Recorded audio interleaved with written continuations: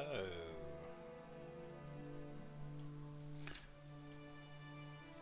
And welcome to our first go with Force Admiral.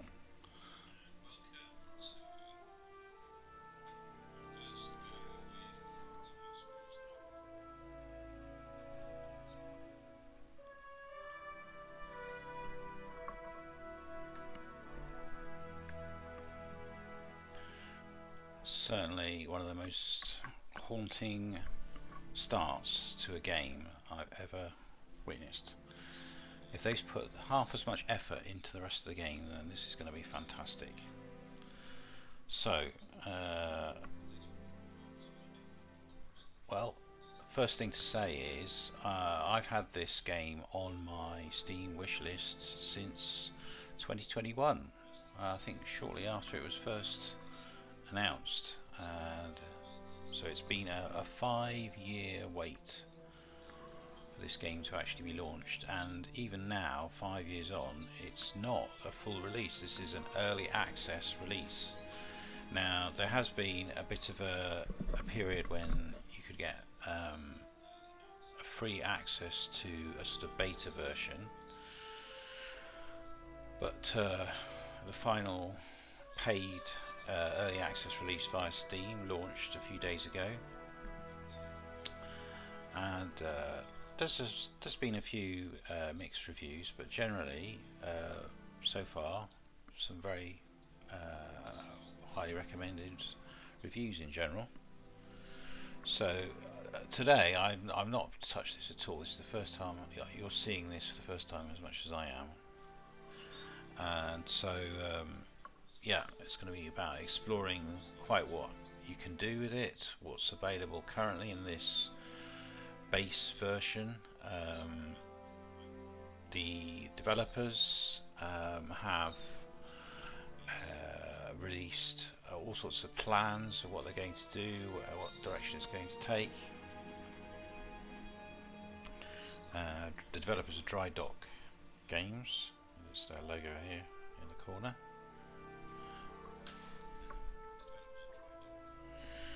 Okay, so let's start exploring. So the first thing we can see is, here we have this is the sort of opening options here, and quite a few things are greyed out. So Naval Academy, Scenario Editor, Battle Replays are just not available right now.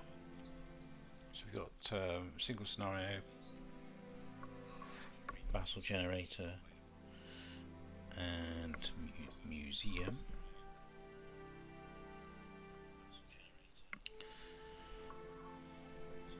Obviously we can load game, and there's this option here, Fleet Defence. Now I don't know what Single Scenario is, pretty self-explanatory. Battle Generator, not too sure what that is. Museum, is that like a sort of compendium? We'll find out. Load game, obviously if you can save something you can load it.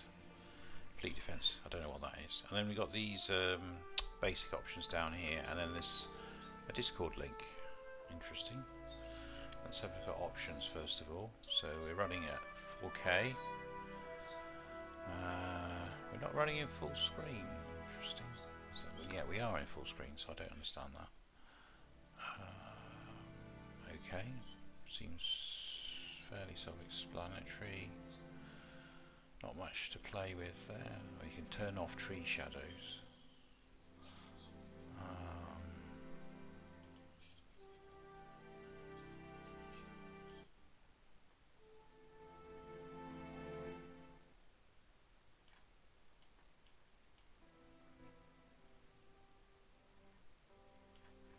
You can play with the music. Okay, there's no option to not save. Okay, right. So there's a manual. Is that actually?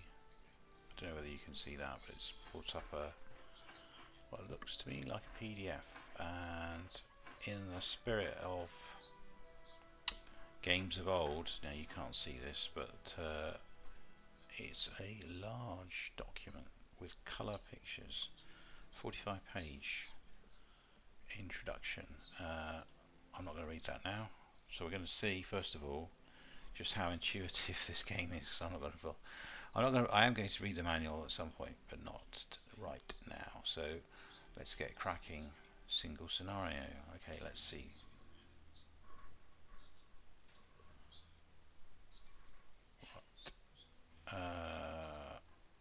We're greeted with 4 basic options here. These are dates, I assume, as in 1941, 1942. So it's a very sort of limited period of World War II that's being modelled here, and because of the what I know about this already, it's also going to be quite a limited geographical area.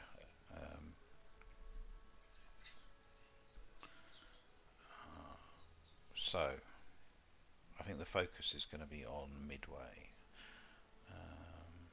Now, only one of these is gold. Does that mean these other options are not available to us? Oh no, they are. Or are they? It looks like these are 4 sections, 4 groupings of scenarios, but actually out of what would be probably about 20-ish scenarios, only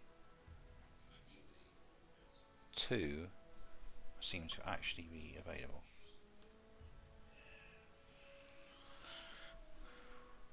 So it looks like we've got these 2 to choose from: Cranes and Patriots, and Cranes, Patriots and Friends. So that's a hypothetical and a historical, and we can choose between the 2. Let's go with the historical because it's easier and it's historical. So we've got this little bit of an explanation here. What do these do? Oh, okay, so that's just another way of switching between the scenarios. Okay, so as Yorktown and Lexington recover from a day of hectic action, intel shows signs that the enemy carrier force is drawing near for a final showdown.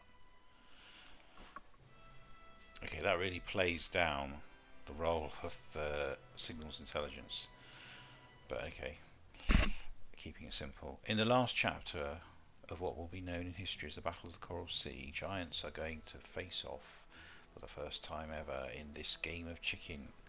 Assume command as Radham Fletcher, Rear Admiral something Fletcher, I'm not too sure. DM, Rear Admiral, don't know, it's got his picture here, Radham. As Task Force 17 is about to make history and give its best to halt the southern ambitions of the Japanese combined fleet. Right, okay. I think this music could get a bit wearing, but we'll persist for a little bit. So this is showing a kind of animated, this sort of flickering screen with the scratches and everything is sort of giving me shades of Fallout. I guess they're just trying to emulate the same sort of time period. So here we have a little information about aircraft carrier restricted. Okay, I'm just going to accept. It's early morning on May 8th, 1942. Task Force 17, under the command of Vice Admiral Fletcher, has been roaming the Coral Sea for 7 days in an attempt to prevent a Japanese invasion of Port Moresby. The carriers USS Yorktown and USS Lexington were quite active and successful the day before. The American air groups managed to sink a light Japanese carrier with minimal losses, forcing the invasion force to loiter in fear of facing overwhelming odds on its way around the New Guinean Peninsula. In the meantime, the American carriers were left untouched. Japanese search efforts were rendered fruitless due to a number of mistakes and communication hurdles. Despite being spotted, Task Force 17 managed to escape the attention of enemy air power, as bombers from Rabaul focused fruitlessly on the Anzac Surface Combat Squadron, led by Admiral Crace, standing guard on the road to Port Moresby. As for the main Japanese carrier force, they attacked in droves the oiler USS Neosho and her escort USS Sims, mistakenly identifying them as a carrier force. Realizing their blunder, the Japanese aircraft launched a late afternoon search and destroy attack against the American carriers. Lost in bad weather, they were intercepted by American fighter cover and suffered crippling losses. Plus, to add insult to injury, they came across their target in darkness on their way home and even tried to land, mistaking the American carriers for their own. But the Americans know that it was far too much luck for one day. Admirals Takagi and Hara are going to be doing everything they can to wash away the humiliation suffered the previous day and show the combined fleet that Carrier Division 5 crews are not to be trifled with. Now, Admiral Fletcher has elected not to send a surface fleet ahead so as not to weaken his protection screen and leave these ships vulnerable at daybreak, a move he will be heavily criticized for in the coming weeks. It's now up to you to decide what to do next. The position of the enemy carriers is estimated to be within combat range northeast of Task Force 17's current position, but no one can predict with any accuracy the moves of the enemy. Enemy opposition is deemed challenging. The Japanese air group's been badly hurt by their ill-advised evening attack hours ago, but they are still going to be packing a punch. Expect to be going toe-to-toe with about 60 to 70 enemy Zero fighters, dive bombers, and torpedo bomber crewed by professionals, some of them veterans of many campaigns. As for the Americans, your own air groups are in good shape but are still suffering from a low number of available fighters, which will force you to make some tough calls. Should you escort your bombers as a priority or protect your carriers? It's your job to figure out how to best prepare for the first real carrier-to-carrier engagement of the war. Your objective is to seek out the enemy carrier force, engage it, and inflict heavy damage to force the Japanese Navy to abandon its move against Port Moresby. You're retired to the south at the end of your operation. Good luck. Okay. So, again, fantastic amount of production value gone into this opening scenario. I don't think I've ever come across a game with that level of attention to detail and focus on delivering really sort of high energy video. So that's really to be applauded. Okay, so that's just the start. There's a full briefing here, options. I do wonder. Let's have a quick look at this. Okay, so now not only have we got that lovely video, we've also got an awfully long set of instructions or a briefing. Now this is exactly the kind of thing you might have got, I guess, I don't know, you might have got if you were indeed commanding this fleet. Okay, so probably for to my own end badly, I won't actually bother to read all of this. What are the options? Record TAC view file. Okay, I have actually got TAC view. Okay. What did it say there? Please ensure you have sufficient storage space. This file will be large. Can be large. Okay. Right. Well, as I said, I'm not probably going to read through all of this. I think we know what's coming. We can expect the Japanese to send out pretty much every single plane they've got available to them in probably, I don't know what time this scenario starts, but probably they'll be leaving as soon as dawn breaks, if not just before dawn, in order to be overhead first thing in the morning.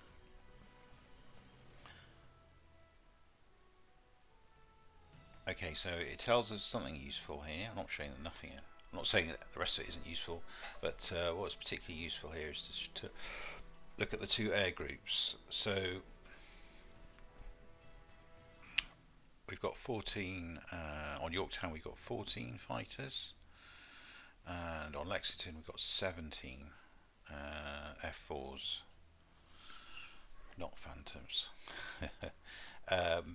And then we've got two types. I don't recognise what these are. SPD, these are dive bombers, and then TPDs, I think these are torpedo bombers. Are these Dauntless? I don't know. We'll find out in a minute.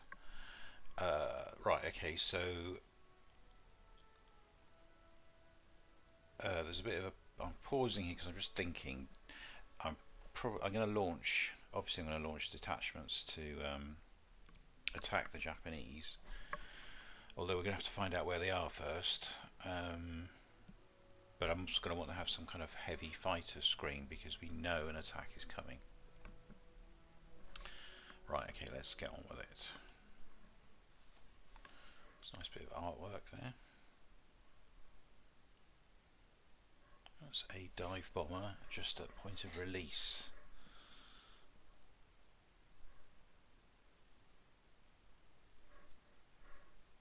Okay, spawning units.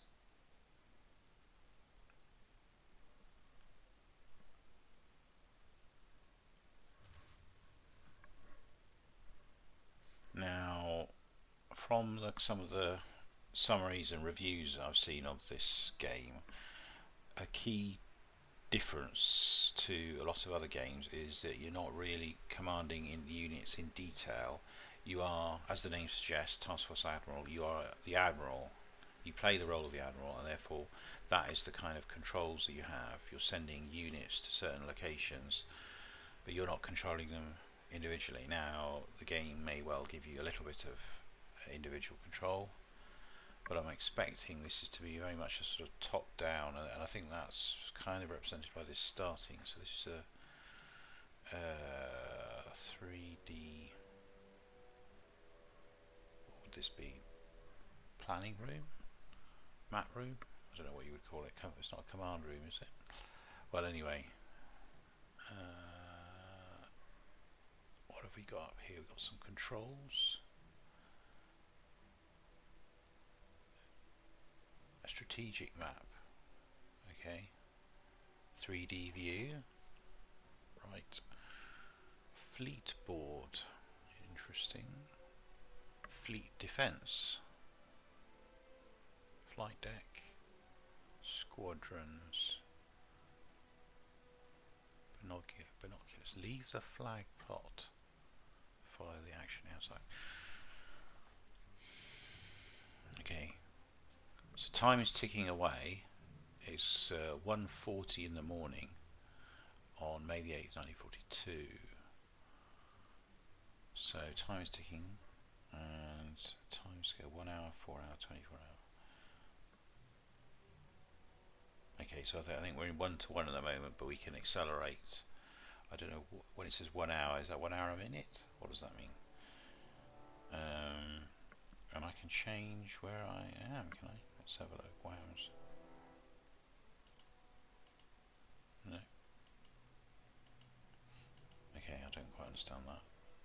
TF-17. Task Force 17, can I...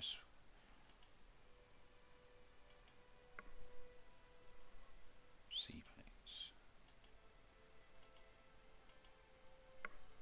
Okay, I don't know what that's doing. Maybe that's switching. So these must be the 3 active units.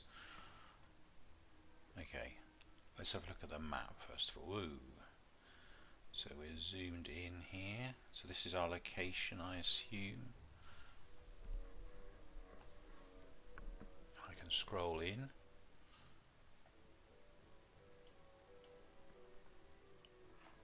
Okay, and I scroll out.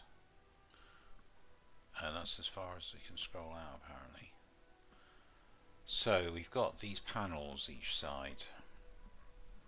So I guess this thing in the middle, I mean, they've got the folds here, is meant to look like a tactical map. And then on each side of it we've got these panels. The panel on the left, these are almost certainly all the different ships under this command, Task Force 17. And then you've got these sub groups or units, and the TU. Not too sure what this designations mean. If TF is task force, TS. No, I'm misreading that. TC. Sorry, my eyesight's not great. Command. And then use unit. Not too sure. Okay, fleets, air, bases, air. What have we got? Nothing. No bases. Okay. So there is potentially possible you're commanding forces on bases as well. That's quite interesting. So if there were an airfield here, maybe I could be commanding those as well. Right, and then on the right hand panel,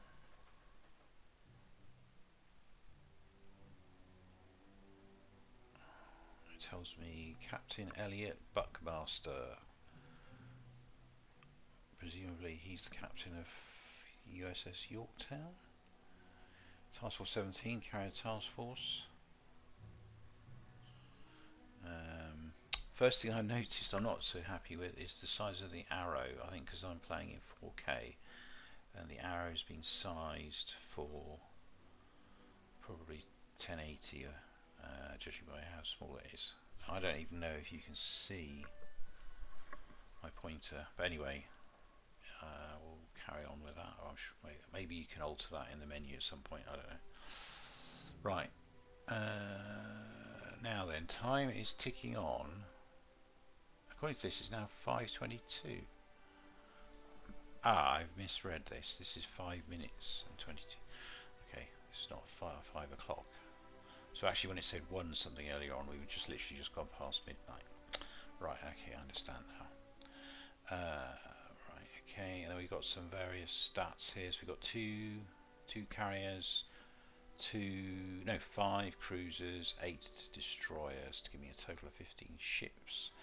And on those are 117 aircraft, 31 fighters, 65 bombers, dive bombers, 21 torpedo bombers. Okay. No troops, no supplies. Oh. Complement active, 10,000. Does this mean I command 10,000 men? Good grief. Okay, then there's some things down the bottom here which I can't see. They're so greyed out.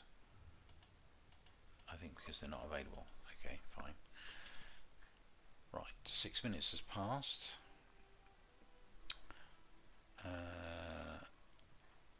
I think it's interesting. There's no tutorial, or if there was, I skipped that by going straight into a scenario. This bit here, what do these mean? Let's try search. Active patrol zones.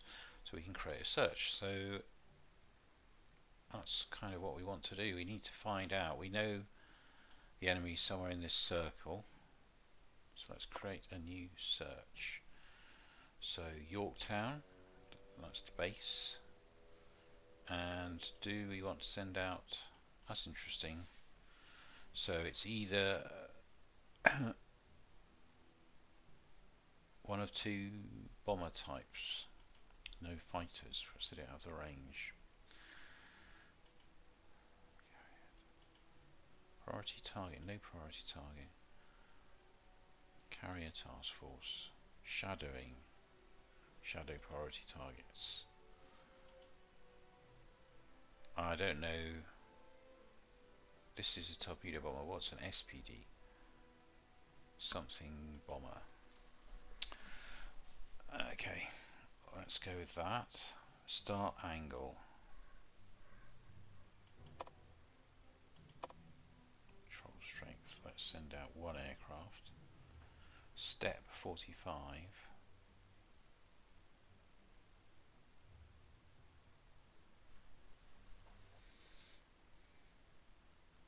Search missions are limited to 4 per base. So does this mean we're sending off 4? So this can max? No.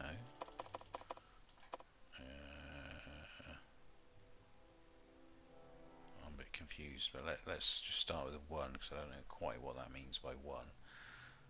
There's no tool tips here.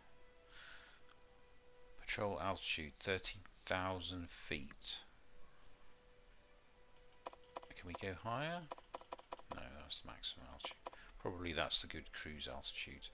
Search radius 659. Now, I've got no scale to judge this against. Oh, wait a minute. There is a scale marker at the bottom, very small. Can I draw lines? No.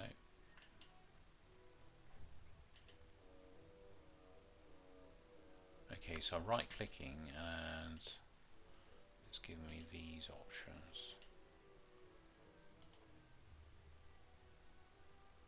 Okay, so this is Task Force 17 and it's heading in this direction. I think that's what that means. At 15 knots.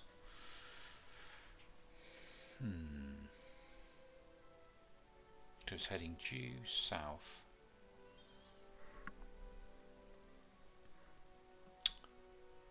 Desire takeoff 600. So the thing I'm not sure. This is a bit odd. Why is this in kilometres? Surely it ought to be in nautical miles. I'm a bit confused by that. Why have a decimal?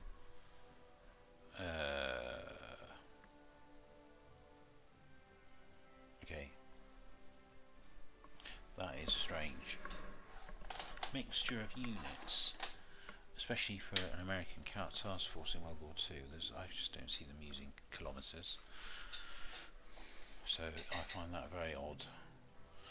Now there doesn't appear to be any kind of protractory type tools here, so I'm a bit lost. The only thing I've got to go on is this thin line which says 50 kilometres at the bottom of the screen. I've lost my pointer again. There we are. This line here, I don't know if you can see my pointer, but 50 kilometres, that thin line at the bottom. Again, why in kilometres? I wonder if that was an option. I'm not going to interrupt to fiddle about with options, but that is a bit odd. So let's go with these squares. If I move the square onto that, so that 50 kilometre line is 2.5 of these smaller divisions. So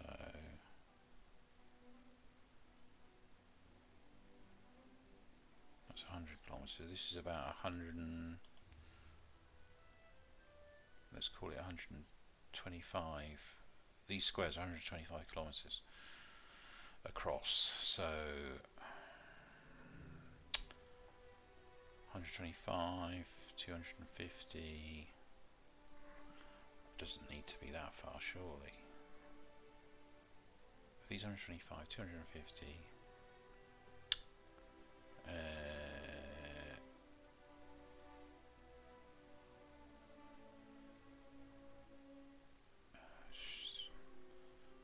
Just under 400. So I don't understand this radius. Maybe that's just. Can I directly type in here? No, I have to ditch through. Oh, it doesn't even allow you to hold down. That's definitely a bit of a UI fix there. Okay, what did we say? I think that'll take 394. Now, the start angle of 90. Is that 90 relative from north? If north is vertically up this map, 0, then start angle would be actually more like 45 degrees would be that line there.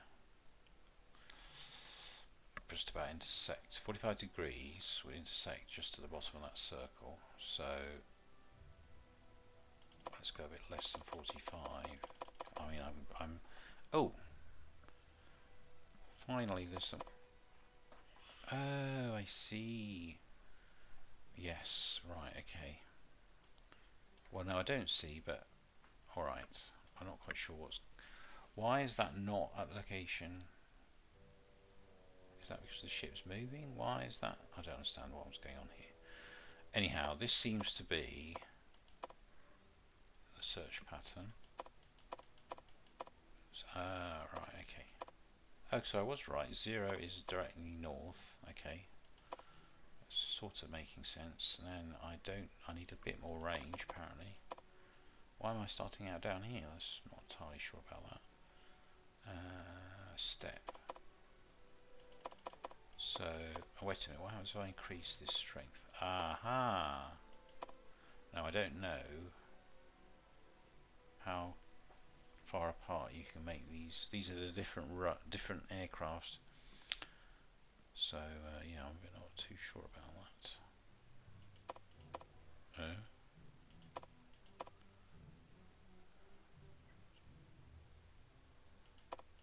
Right, there we go. Okay. So I think what this is saying is I've got 4 aircraft going to go out, and each one is given one of these segments. Presumably they're going to patrol inside these segments up to this limiting range. Alright. Now the only thing, like I said, I don't know is how closely spaced these things need to be. Let's put them in. I mean, what is this distance? Remember, this is about 125 kilometers across.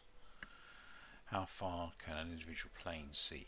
At altitude, 50 kilometers, 30 kilometers? I just don't know actually.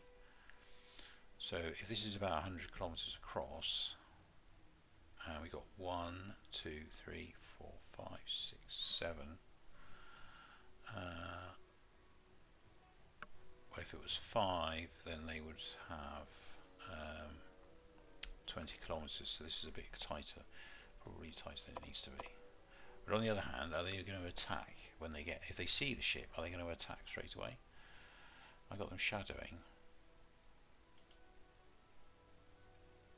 Shadow all contact. Shadow priority target.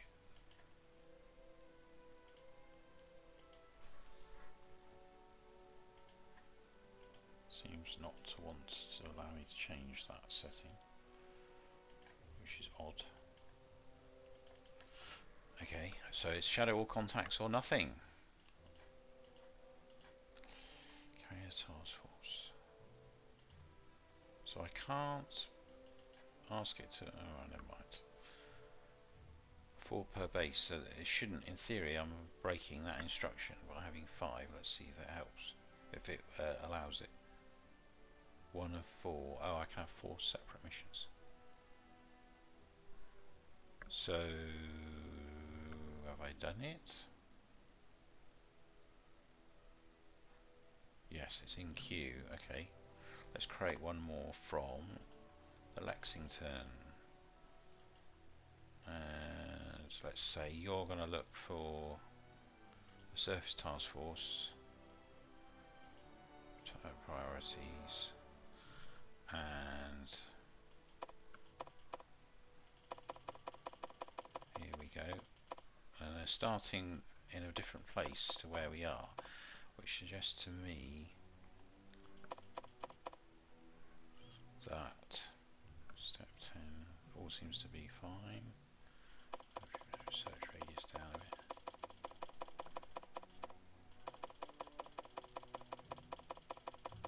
Okay, now one thing I've got to be wary of is that circle is based on where the ships were at 9 o'clock last night.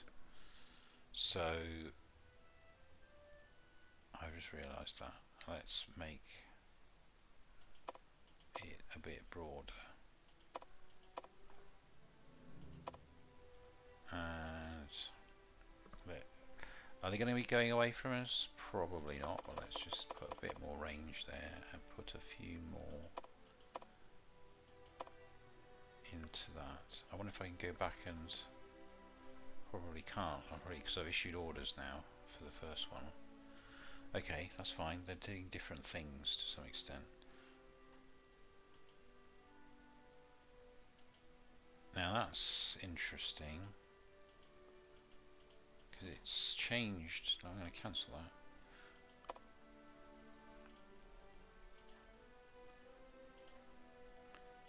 I don't know if you saw what happened there, but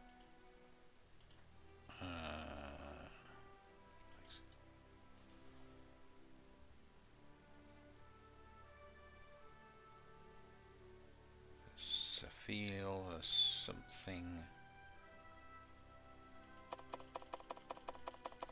Got a feeling it's not all as it should be.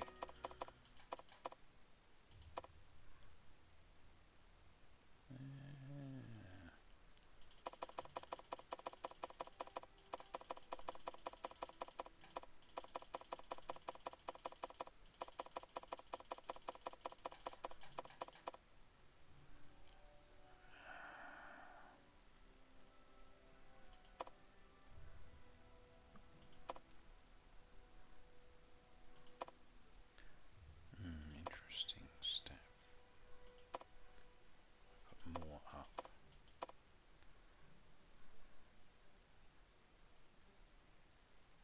Okay, accept that. Right, okay. That's helpful, isn't it? They've given two different searches the same name. I wasn't able to specify the name, so... Oh, can I hear? Oh, can I hear? Specify the name. Ah. Right, okay. I could have given it, perhaps I could have given it a different name. Anyhow. So, I think, if I've understood what's just happened there, Oh, I zoomed out a little bit further. I think what's happened is I've now...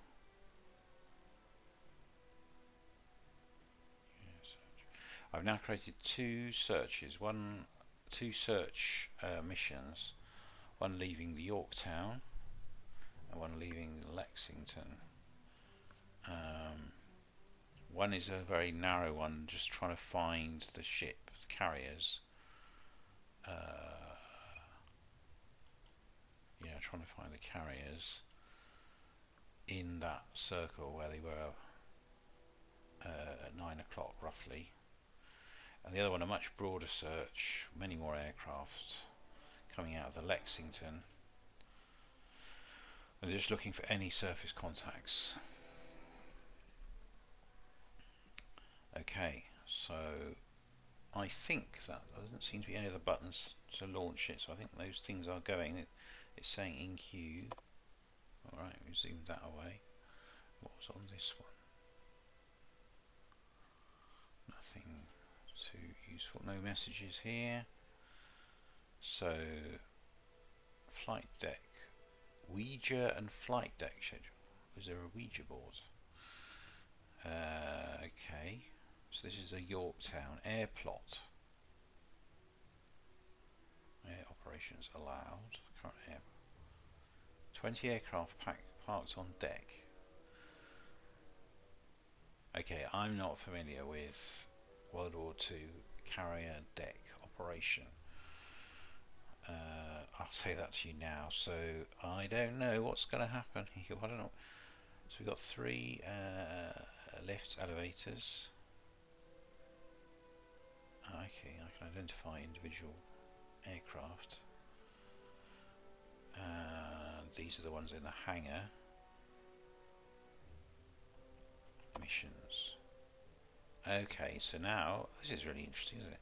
They've done a kind of representation of a chalk plan board or mission board or something. Can I launch missions from here? What I would like to do is put up an air patrol, a combat air patrol. Oh, now I can select things.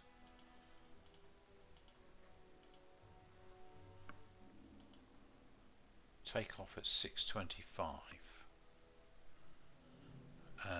So we're still at midnight here, so this is time over target, I assume. Return at 8:51. Okay. Direct timeline. So it's got the mission. What's the spotting? I don't know what that means. Launch at 1 minute past 6, and they're due to come back from their search at 8:28. Okay, very good, very precise. Missions. Okay, that was that board. Tech timeline, aircraft roster, squadrons. So now I can see the squadrons. Stores. Okay. And then I can switch to the Lexington.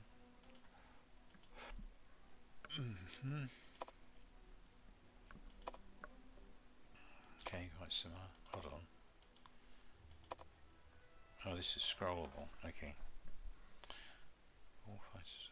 I don't know what this means. These broken fighters? What's going on here? Mission, squadrons, stores. Okay. So far so good. That all seems good, but it didn't seem like you could do use information rather than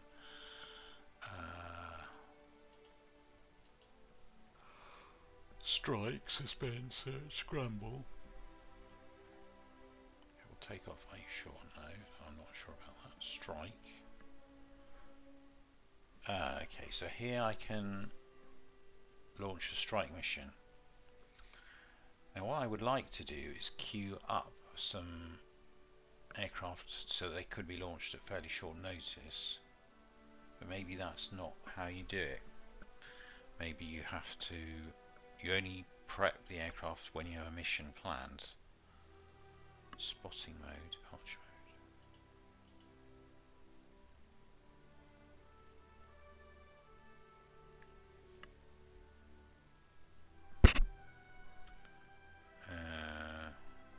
Tactical orders, like plan. No strike aircraft selected. Okay, well, how do I select? Let's say I want to send up a fighter. Escort. Main escort. Okay, you wouldn't order.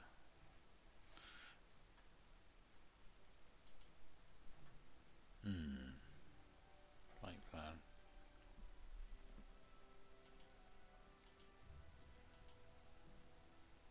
No strike aircraft selected. Mission cannot be launched. Tactical orders. Desired takeoff. Okay.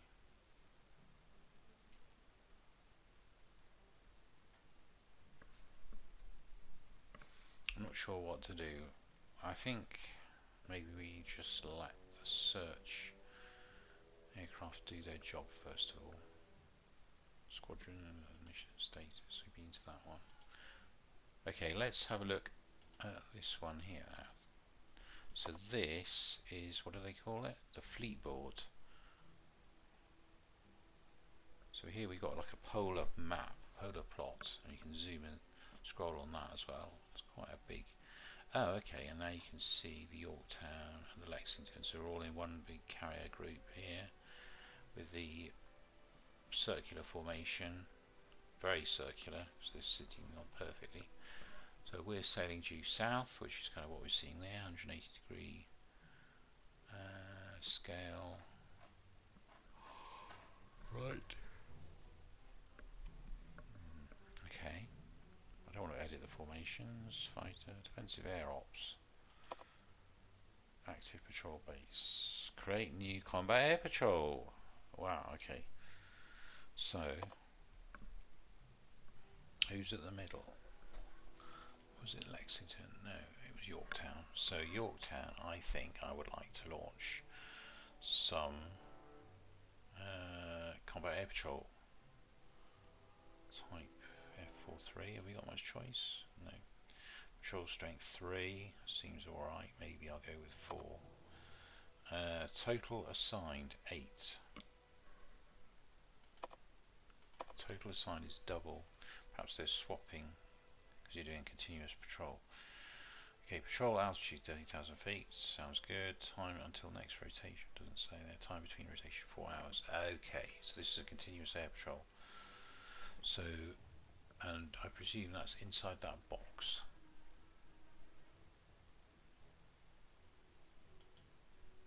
Yeah.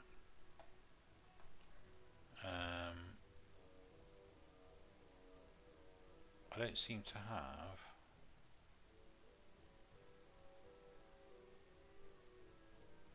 There's these 4 options, only one is available to me. How do I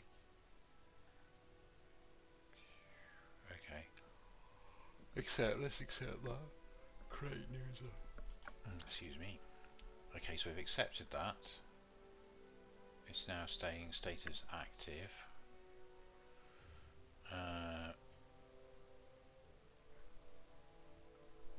Don't know what that's going to do. I can't create these outer picket stations, which would be quite nice.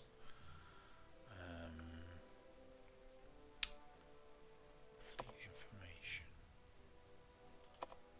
Formation editor, so I can alter the ship formation. I assume that means fighter direction. All carrier scramble fighters. Okay, that's good to know that you can access it through there. So Yorktown is got this cap. Do I want to create another one off the Lexington? I think I do. Let's do one off the Lexington. Same strength, same altitude. Or maybe let's put them at a lower altitude. And probably the same. That should do it. Okay. So now I've got two. Well, I'm a bit disappointed about it, as I don't seem to be able to.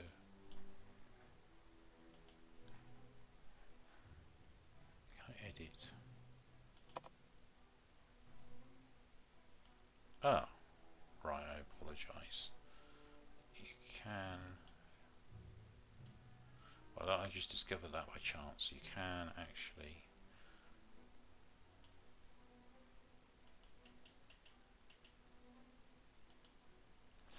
Okay, in which case I'm going to give these guys from the Yorktown a bigger box. I'll give them, increase the size as well. Well, let's have a second one of those. So accept that, and I'm going to create another one off Yorktown.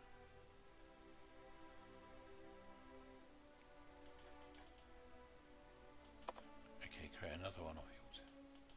I can't give this a name. Okay, fine. Another 4. Oh, so I'm limited to 3 apparently, and I'll make it the same size box.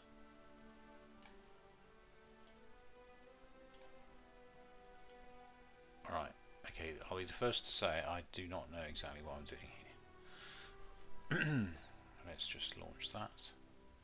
Okay, so we've got 3 combat air patrols now.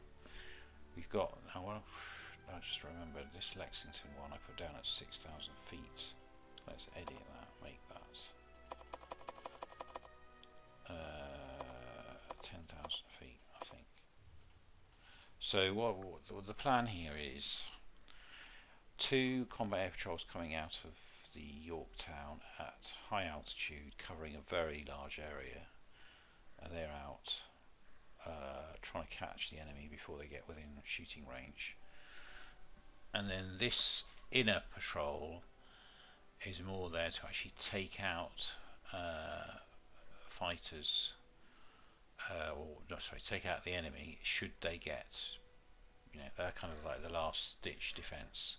So we've got a bit of a layered defense going on. You could have had multiple layers, I guess. One last thing. Can I wonder if I was just wondering if I can obviously move that, but can I add points? Doesn't look like it. Okay, that's fine. Let's stick with that. So they've got this box. You can distort the box, but they've got these box formations for search. Right, okay, so, and I can't create any of these other ones. I think I probably manage defense, flight deck,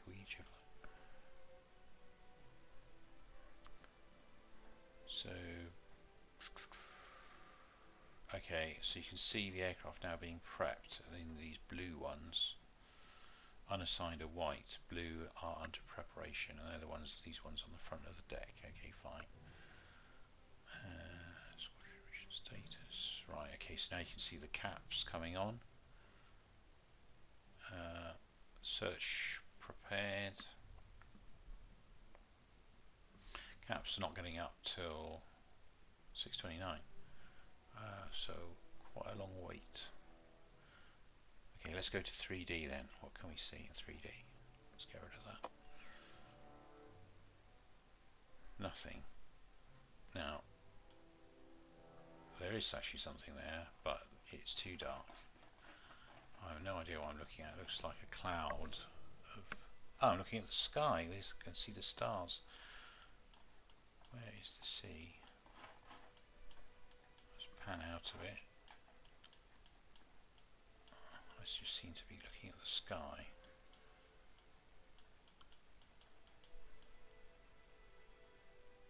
I think I'm actually looking from above, looking down.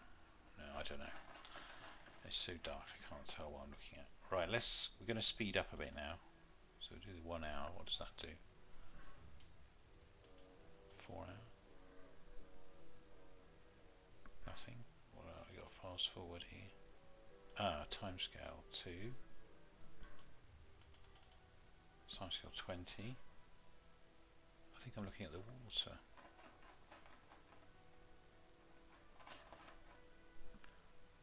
Okay, time's running on now. Let's speed her up further. Oh, no. 180. No. 120. So this is a... What is this rushing along the bottom? A clock? A linear clock? I don't know. Okay, time is rushing on. 180. See, it drops back to 90. Don't know why that is. Okay, so in timescale 1. So. Oh, right. Okay, 24-hour clock. I understand that. So, right. Okay, so now this is showing timeline on here. This is a timeline. This is where we are now. I don't know what that red blob is. So that presumably is a takeoff for something, search, and then takeoff for the cap. Okay.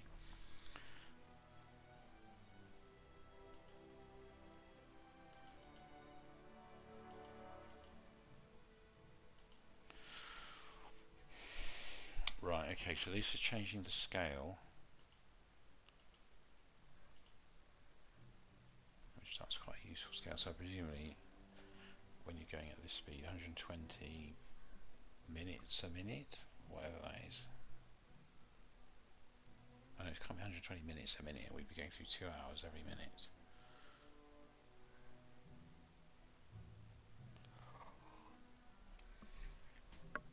Okay, I don't know what time dawn is going to be. We're in the South Pacific. I think we're probably something like 30, 40. I didn't actually look at location. 30, 40 degrees south of the equator. Maybe not even as much as that. So dawn will be about 6. Oh, here we are. Dawn's coming now at 4:40. So let's go back to timescale 1. What am I looking at here? The sky?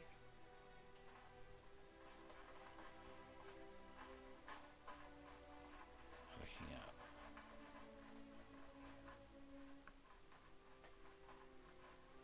I have just no idea what I'm looking at. Okay, let's just run on.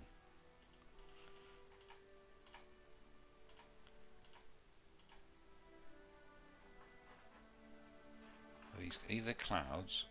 They must be clouds, I don't know what. Reflections of clouds? I'm assuming this glow here is sunshine, sunlight, dawn. Can I not? Oh, wait a minute. I've right click and then, aha! I'm looking at clouds. Okay, still not quite sure what I'm looking at, to be honest with you.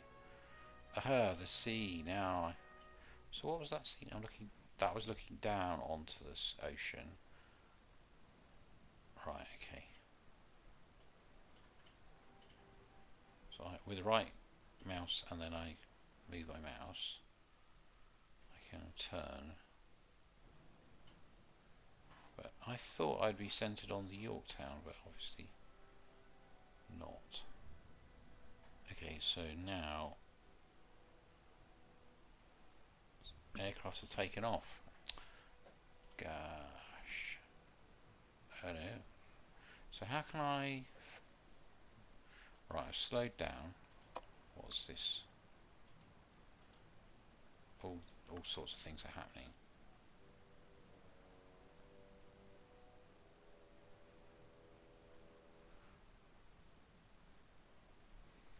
Okay, I've completely missed all of the interesting stuff. Okay, so now this is the binocular view. There's some aircraft. I missed. They must have taken off. I can't go back in time. So aircraft have taken off and I missed it. That's annoying. Squadrons, okay. So you can click on these squadrons, see their insignia. Can I actually see them?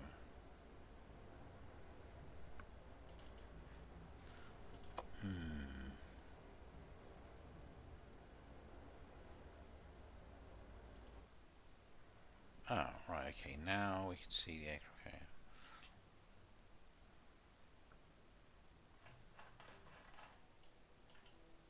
So, what am I looking at here? It's the Lexington, is it?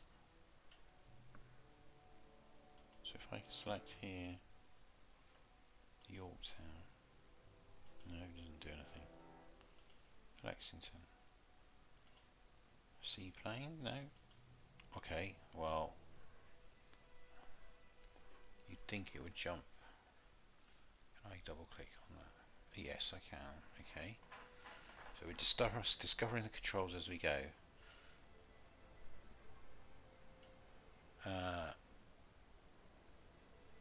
So search planes are underway. So how can I'd like to see what they're up to.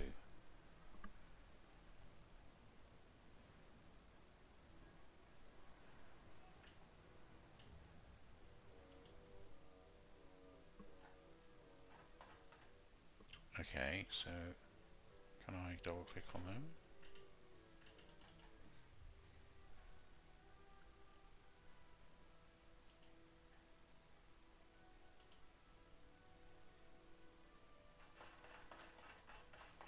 Okay, this is a bizarre view. The map.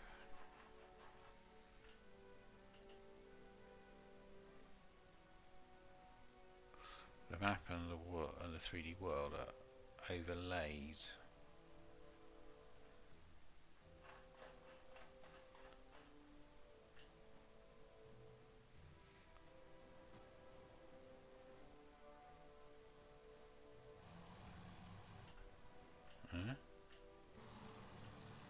Right, I can hear aircrafts.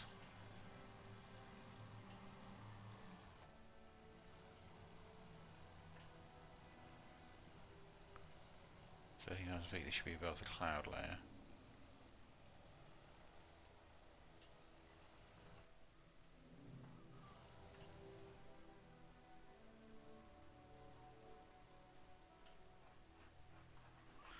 Okay. I'm sure when you understand it this makes sense, but right now I'm finding this quite confusing. If I go to the tactical map,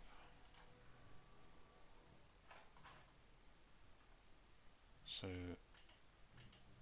in many another game I would be able to right click and I get some options what I can do with those.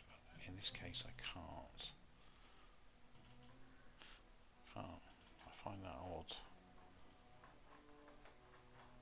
So there's the combat air patrol. If I hit 3D now, this default view looking down at, it's looking down at the sea. I thought it was looking up at stars. No, it's looking down at the sea. I have no idea. They're nearby. I've got no idea where they are. They're somewhere. Very odd. Very, very odd.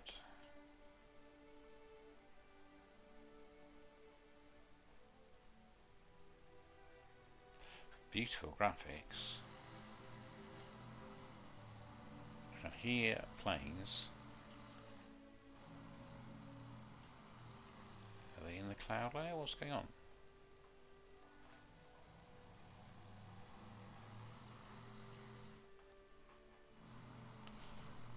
Very odd indeed.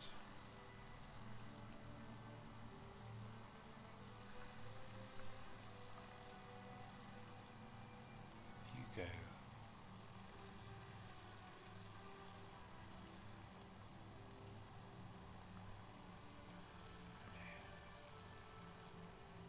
Ingress. Aha!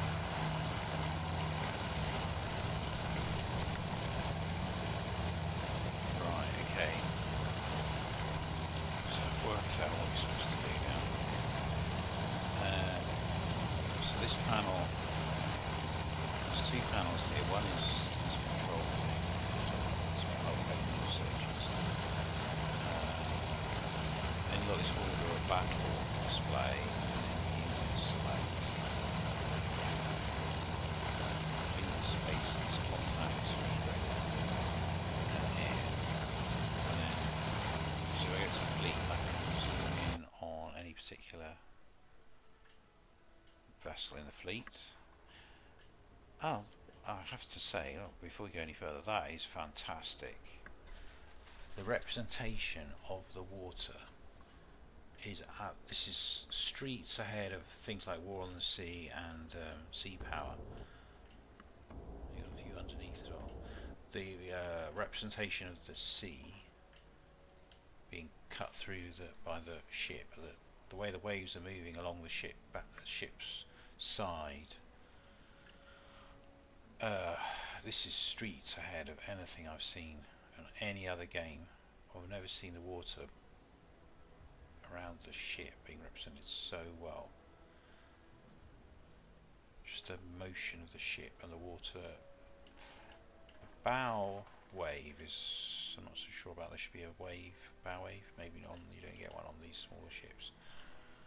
What about the Lexington? What does that look like? See here, it's less pronounced. I still think it's better than anything I've seen, but I would expect there to be a bit more of a bow wave. We've got a cruiser, Minneapolis. Okay, yeah, there's not that pronounced of a bow wave, but still, I think generally that is fantastic representation. I didn't really fiddle with the graphics, so I don't know, but look at that, you can see, I don't know if you can see it on the stream, but I can see reflections of the waves on the side of the ship. The side of the ship looks wet, which obviously, you know, it should do. The side of the ship looks wet, and that is creating perfect reflections, actually. I mean, that is just fantastic. I mustn't get too sidetracked, but I am admiring the quality of what they produced here. As you zoom in, and this is an amazing, I've never had, normally a game will have some limit on how much you can zoom in because they don't want you to see the pixelated low res of the file of the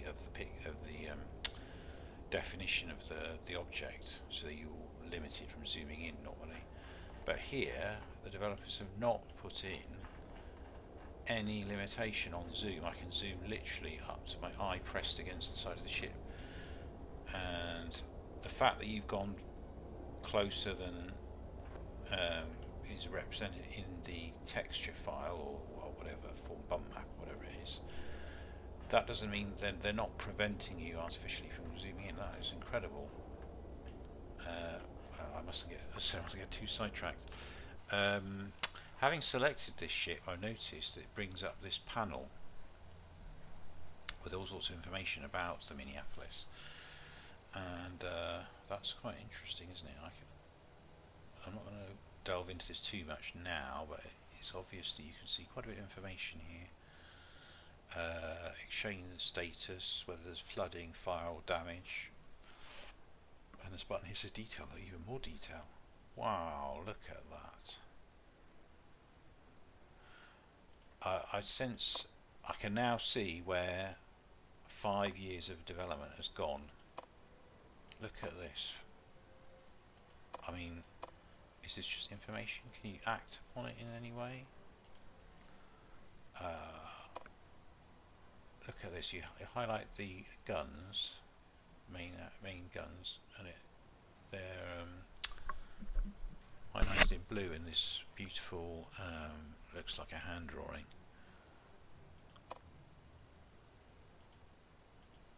Radar. Anyway, this just says to me a lot of love and attention has been devoted to these details, probably at the expense of having fully fleshed out campaigns and things. They've spent a lot of time and a lot of effort getting these kind of basic details. The model, again, it's the zooming is incredible. The model is quite detailed. I mean, you know, if I zoomed into most models, like the most models in the War on the Sea, at this, if I was allowed to zoom in this much, you would quickly see the flaws. There's no crewman. It's a abandoned ship, apparently. Right. Okay. Anyway, that wasn't what I came here to do. I wanted to see what the aircraft up to. Let's have a look at one of the searches. Okay, so here's our dive bomber. Now, I don't know, I'm not that familiar with American aircraft to know immediately what type of aircraft this is.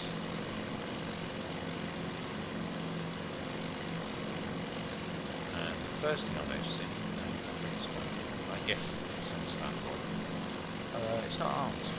It's got no primary armaments. I'm guessing that's because it's been sent out on a search, so there's no target, and to give it a higher range, it's been sent out without any weapons on it. So my idea that if they spotted something they could attack was killing monsters. Just an armed. I don't understand why, but it didn't give me an option. So maybe that's just the nature. But what that means is that if I needed to attack, I'm going to have to send out 12 plus the 5 in that search. So I sent out 17. That would have sent out basically half of my bomber force, none of which are armed, I assume. None of our armed.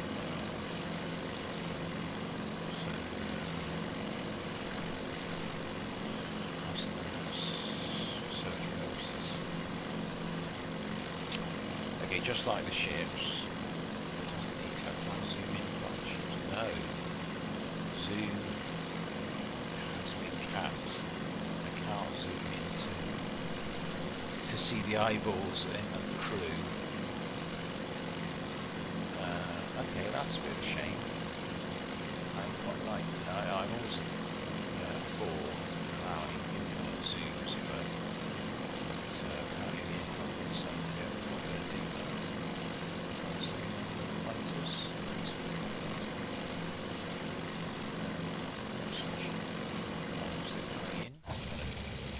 Okay, here's one of the fighters.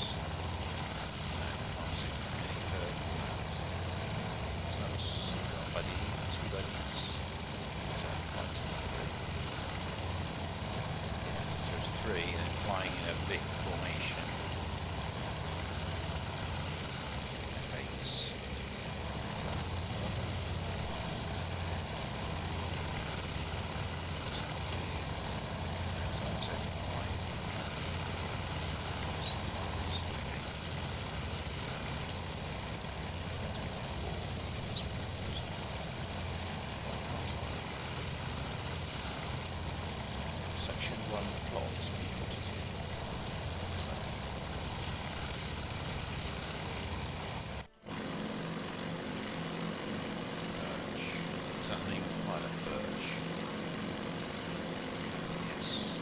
Pilot name is Woodhull. There's Woodhull. I'm guessing that's the second pilot. So, be a gunner. His name. Vegetas.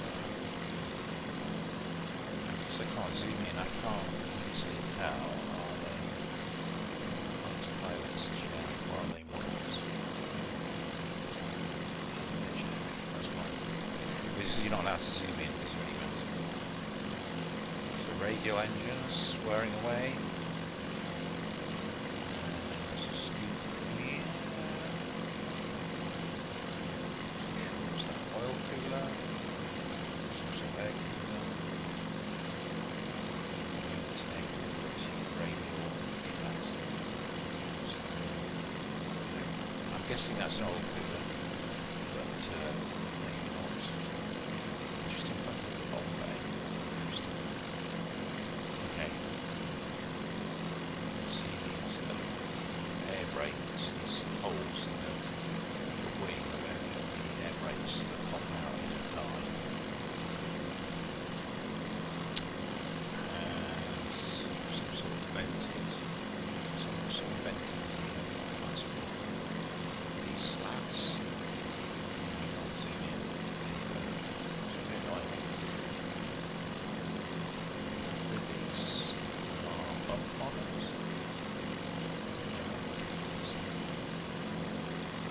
Interesting. But still a very nice quality. The oil streaks here, the way they follow over the wing surface. All very good. I'm sure that's just what's taken water photographs. Imagine the smell of hot metal and oil.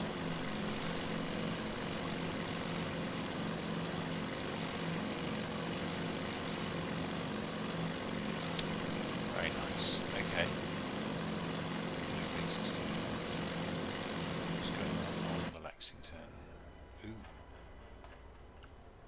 I don't know what happened there. Because my zoom level's too high, so it defaulted back. So, Lexington steaming along. A load of aircraft on the deck.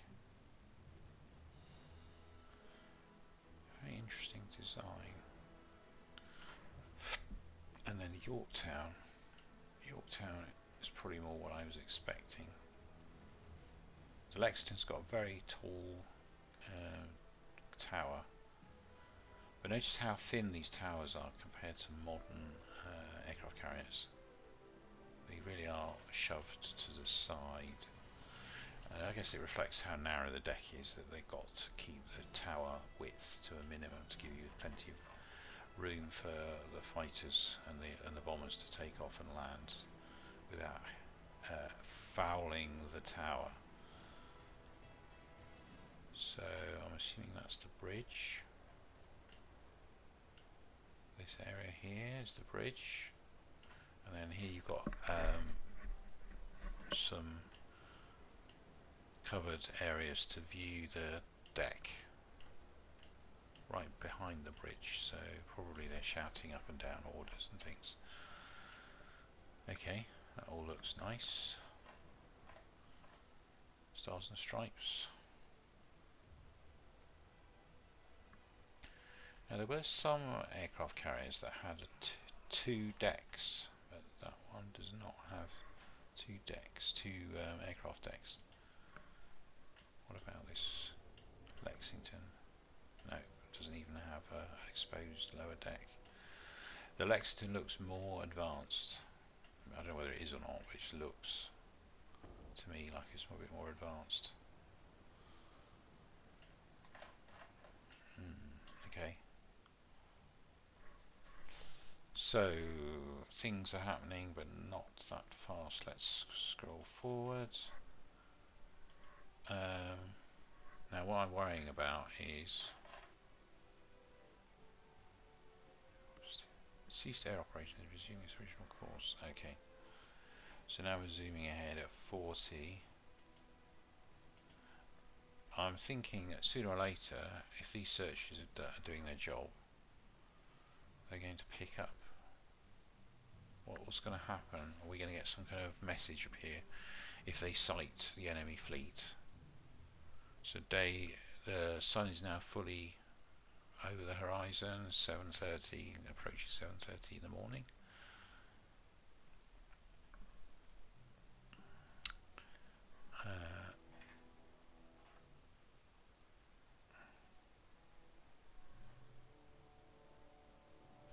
So we're expecting the Romeo, Black Leader, Bumpy, Vector 110, 20 miles, Angels 10 plus. Okay, so we got our first. I'm going to freeze now. Okay, so we got our first spot of an enemy, and so it was announced with a kind of Morse codey type sound, and a voice saying about the Charlies, no, Angels, and he gave some information there which I didn't quite pick up on. I was too busy talking. Scouts report a new unidentified surface force. Right, okay. Bearing 4, range 234 miles. This is Black Leader. Affirmative. Romeo to Black Leader. Bogey. Vector 110. Okay, I don't understand what that means. Let's have a look at the map. Have they put anything on the map? Ah, could this be it? Contact. 1 aircraft. Reported by USS Morris.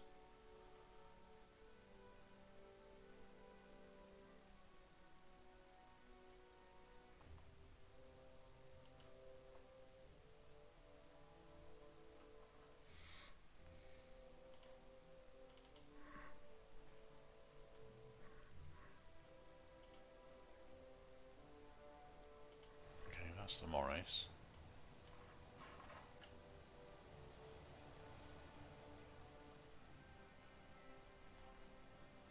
Oh.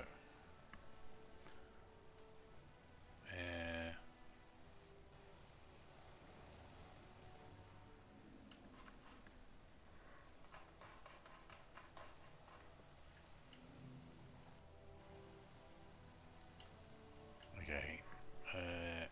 Contact. So can't highlight the contact here. That's a bit annoying.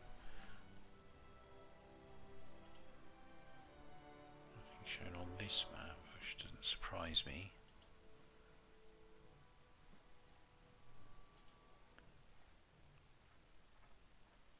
Oh, and there's something else out here. That's the surface fleet. So actually, two things have happened. So I had a report. It says talks here about the report. Our scouts reported the identified surface force bearing 4. So that is 4 degrees off due north. I think that's what that means. So this contact force. Can I zoom in on that?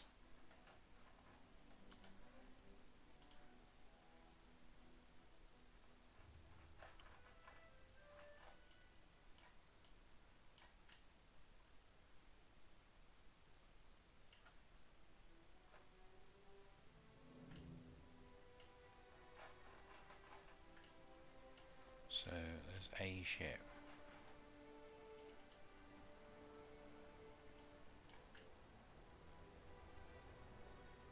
Well, okay, so this looks to me like a cruiser, light cruiser maybe, and judging by this flag on the end, it's a Japanese cruiser. Interesting, they've got World War I East style. That is interesting. These are torpedo tubes. 1, 2, 3, 4. Is that another 4 in there? Yes, very heavily armed with torpedoes. Okay. And not only torpedoes, they've also got 10 cannons, 10 guns, rifles, whatever the parlance is. Okay. let's go back to the map.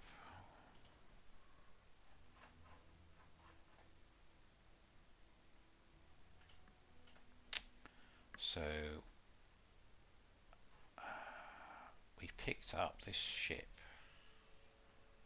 which could be part of a much bigger fleet. I'm gonna have to launch. I think I want to launch another search. I feel like I can see a lot of love and care and detail has been put into this, but they've made the interface quite difficult.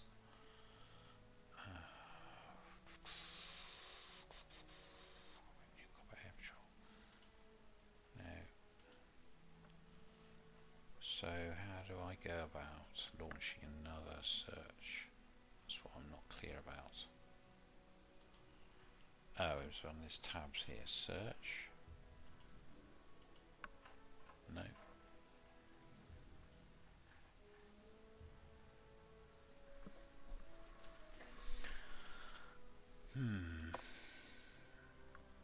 Create new air search. Okay. Wasn't that difficult. Right. So I can't remember which ship did I exhaust all of the search aircraft.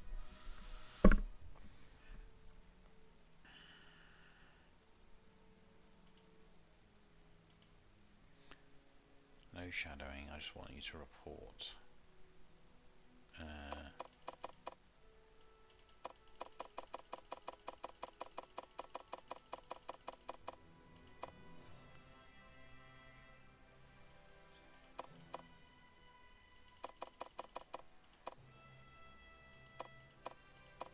Okay, that's too narrow.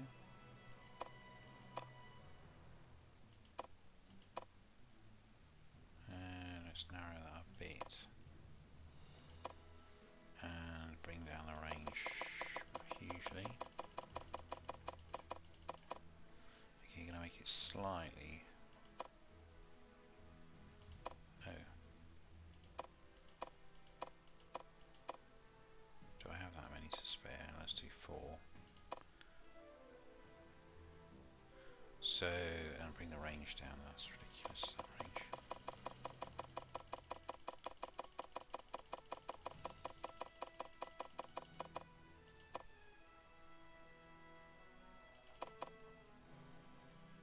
Shadowing surface. Okay, 4 aircraft patrol strength. Let's go with that.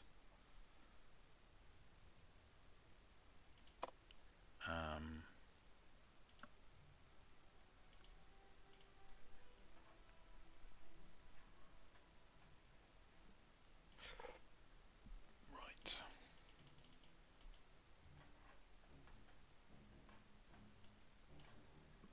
So yeah, you can see the aircraft moving about in real time on the map. Why won't it let me go back into 3D? Do I need to exit that? Yes, I do. And then so these panels change their nature depending on which of the views you're in. So I go back to the fleet, Yorktown. There's Yorktown zooming along. Yeah, you can see the deck, what I would guess you call the hangar, is pretty much fully exposed on the Yorktown, whereas the Lexington is fully enclosed. Romeo, Black Leader, Bucky, Vector 350, 20 miles, Angels 10 plus. Okay, so we had another message. Let's go back to the map.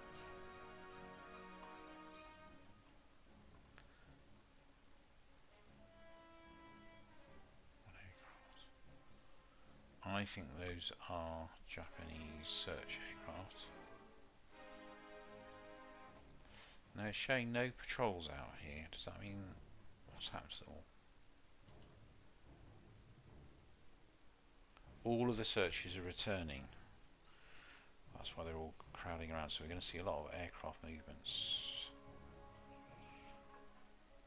Okay.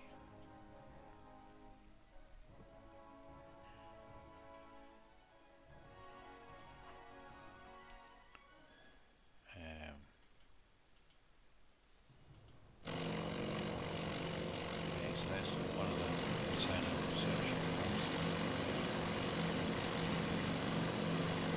See there. There's the Yorktown. Alright. I probably shouldn't. I'm just going to scroll forward. Romeo, Black Leader, Bucky, Vector 100, 20 miles. Angels 10 plus. Okay, that is worrying. 20 miles away. 20 miles away from the carrier, or 20 miles away from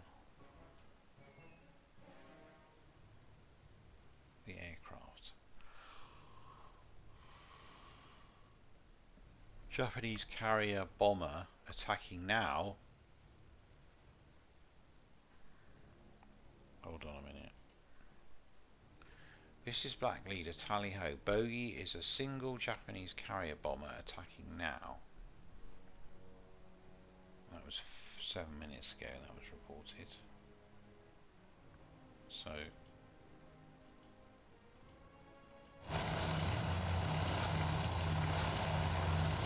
actually making a noise in there frozen time.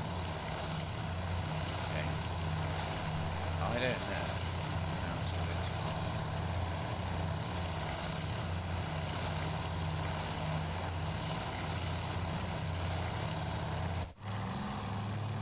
Which of the prices see? This is a lone fighter. Should be 3, won't it? 2 fighters. They're going on longer than line.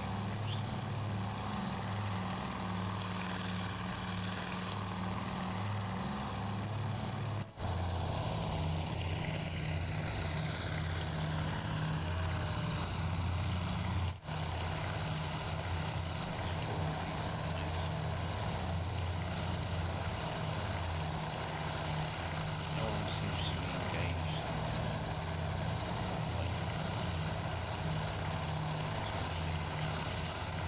This guy's going back.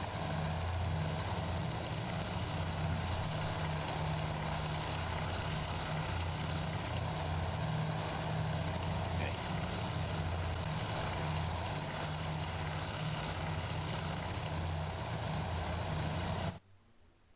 There's Lexington, there's the Yorktown.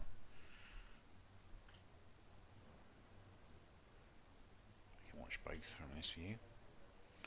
So we're scooging along. It doesn't want to hold above 20 by the looks of it. Maybe it's a frame rate thing? No, it's holding at 40. We're approaching the point when we're going to recover both the patrol and the the cap and the search aircraft are going to be recovered at almost exactly the same time. So we'll just watch those come in. I'll slow down when that happens.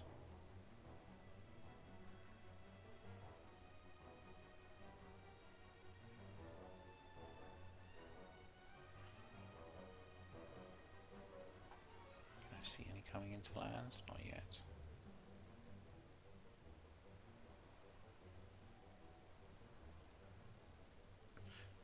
So I'm sure everyone watching this video is fully familiar with how Romeo, Red Leader, Bucky, Vector 330. World War II 30 carriers miles. operate, Angels but 10 plus. just in case you're not, they're going to use, you see these lines running across the deck? Those are actually cables. Oh, we got some taking off. No? They're moving all the way down to the end. I wasn't expecting that. Why are they doing that? So they're expecting the aircraft to come in and land. And yeah, these lines are actually cables. And the idea is aircraft coming to land lowers a hook from the rear, and that hook will catch one of these cables and bring the aircraft to a very quick stop.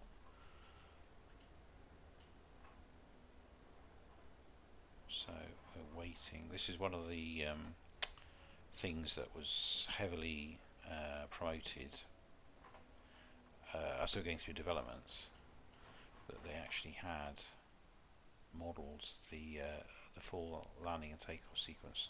Now we missed the takeoff sequence earlier on, so this is our opportunity to see landing take place? USS Yorktown. Romeo, Black Leader, many bogies. Vector 000, 18 mile. Angels High. Romeo, Green Leader, many bogies. Vector 000, 18 mile. Okay, Angels so High. Romeo, Red Leader, many bogies. Vector 000, 18 mile. Angels High. right, okay, so actually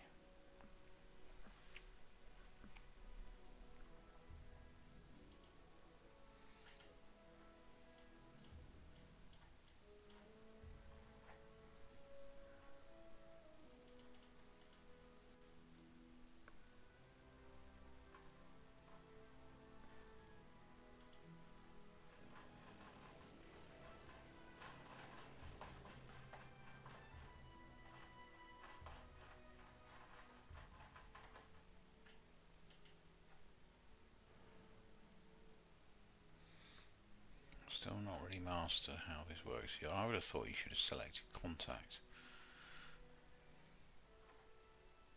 Double clicking doesn't do anything. Centering.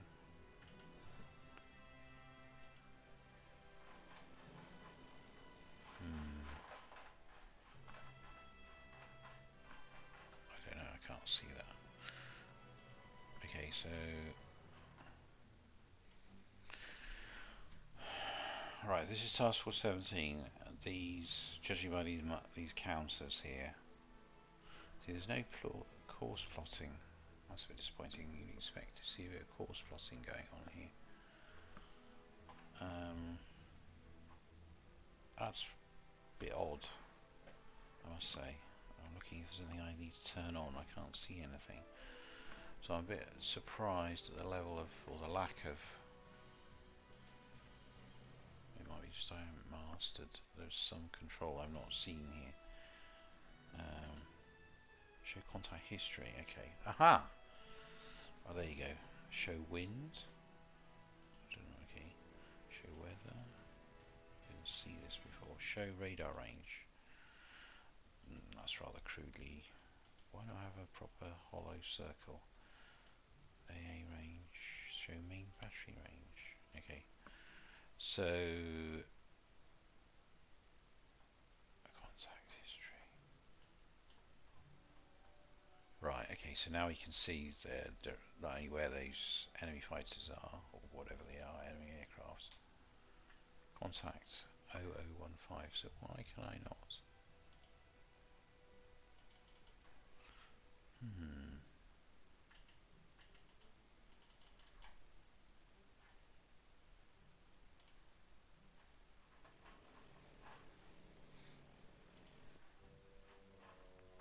So I can see the track anyway, and based on that track, yeah, they're definitely heading for our fleet.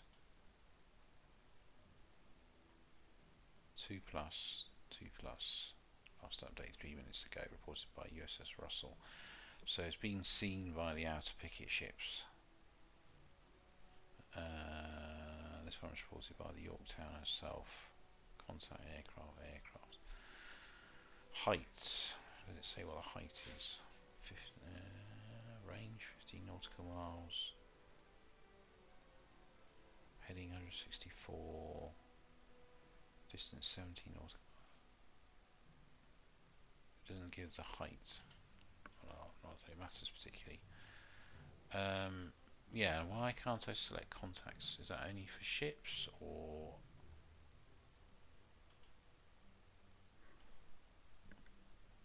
do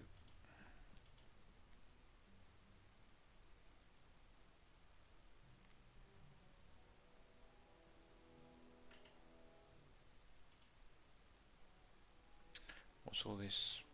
This is the combat air patrol, is it?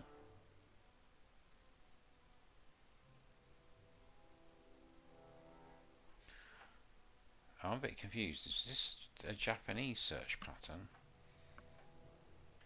If so, I've been very lax.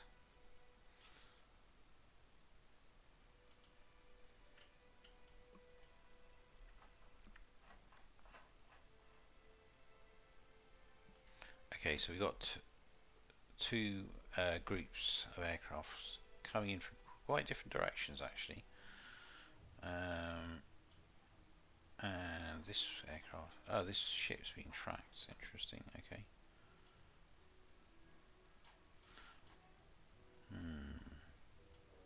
Right, so what now? Do I need to scramble all fighters? I think I probably do. All fighters are available this way. We'll take over. Yes.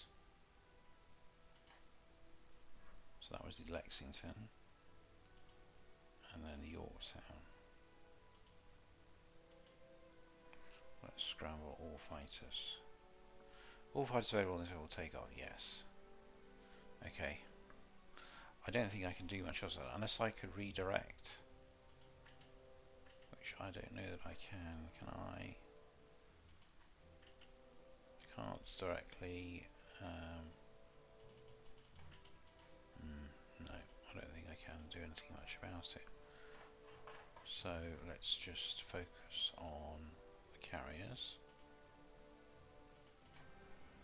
There is the Yorktown. We're just going to have to hope the scramble fighters, or maybe some of the returning fighters,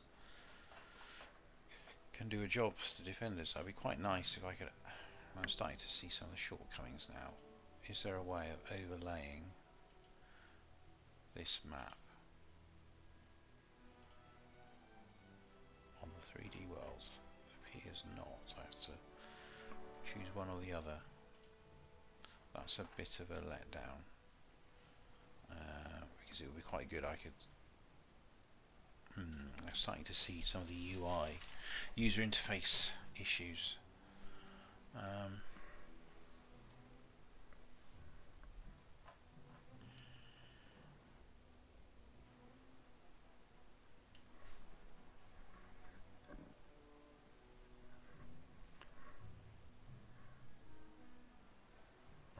Dare I speed up? We're going to see.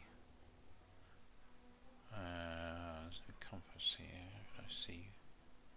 Oh, yes, there is a compass at the top. So they're coming from the north. So they're coming in this direction. The enemy fighters, I think, if I've looked at that correctly. Let's check. Yeah, they're coming in from the north, so we're heading due south. They're coming in from that sort of heading, so, and the Lexington's off to the side there, so looking this way. In fact, let's look from the Lexington. Oops, the seaplanes. Oh, I need to do it through here, don't I? The Lexington. Okay, so we can see both carriers from this view, and the attacking aircraft are coming from this direction. I think I've got a nasty feeling I've left it too late to scramble. Ah, wait a minute, no, it looks like they are going to scramble. So 4 aircraft on the Lexington, no, another 4, that's 8. I've moved to the back of the boat. Oh, another 4. That's 12. Oh look, they're all moving. Are they moving in a preparation for taking off? What's going on? Okay, the ship's turning. Both ships turning. So what they'll be doing now is turning into wind. And the central deck elevator. Ah, so right, that's some interesting deck operations going on now. This is the kind of thing not modelled in any other game that I've seen. Any other game, the aircraft just appear on deck if they're represented at all in this way. So some very complicated deck manoeuvres going on here. So they shoved all of the aircraft that were at the front to the back, and now they're popping out fighters. You can tell they're fighters because they're a bit smaller from the hangar below. It's the same thing should be happening on Yorktown. Okay, and there's a tally ho. Here they go. Let's go to normal speed. There they go. Spectacular.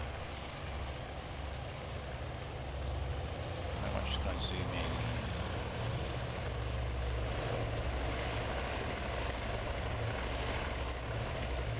There's no free camera mode yet, or if there is one, I don't know how to activate it.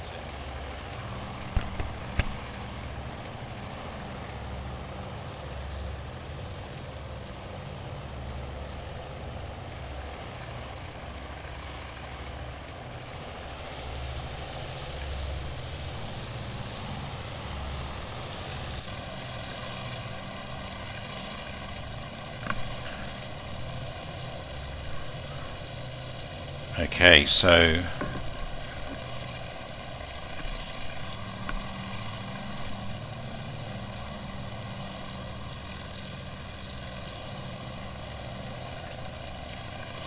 look at this, what a spectacular view. Now on the ship, definitely different zoom control on the ship to aircraft, because on the ship I can zoom right into the rivets on the aircraft, which it won't let me do when they're in flight. So there we go. There's definitely a different zoom control setting. Look at the reflections on the canopy.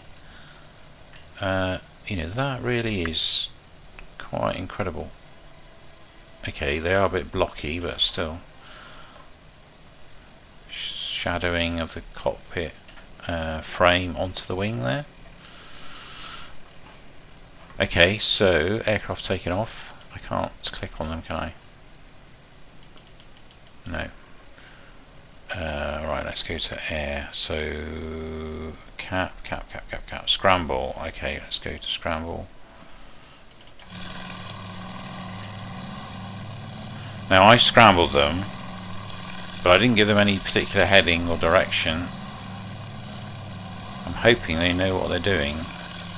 Let's go to the map, see what are they doing.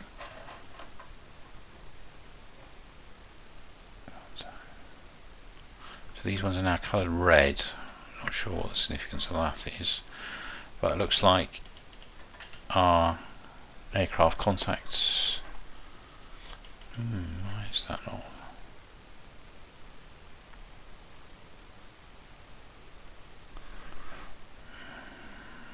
Okay. So he's not on his own, is he? It would appear he is on his own. So he's flying off.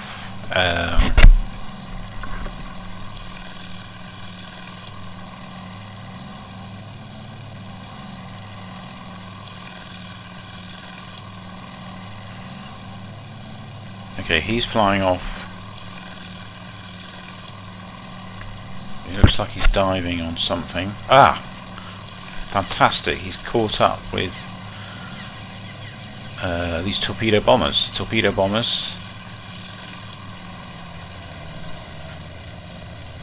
Gave them, at least one of them got a bit of a hit. Now he's turning for another pass.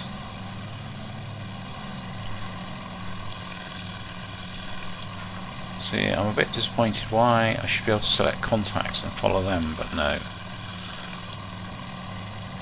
Someone's firing on me now. Oh no, he's firing on somebody else. Oh, another 3, and this is what you call a target-rich environment. Now you can see our ships below. This is very last minute, and the problem is he's going to be over. This fight's happening over the fleet. So this aircraft is in danger of being shot by the fleet's own air defences. There's another one coming in. And this is very realistic, chasing them all the way into the target. And he's taken one out, well done. Other one's smoking, but still carrying on. He's turned a minute, he overran there. Okay, there's incredible modelling. Look at that. Yeah, it's a bit of a shame. I suppose I could go back to looking from the point of view of the ships. So there you can see the barrage being put up by the picket ships.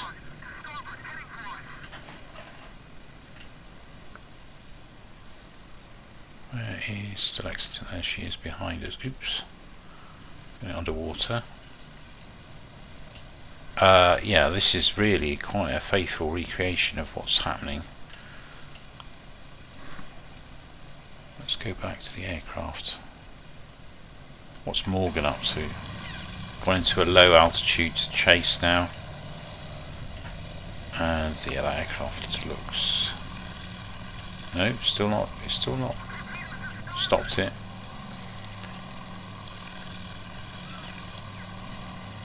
Oh, overflying the Yorktown, I think. And you can see some of these ships. Can I click on anything? Oh yes.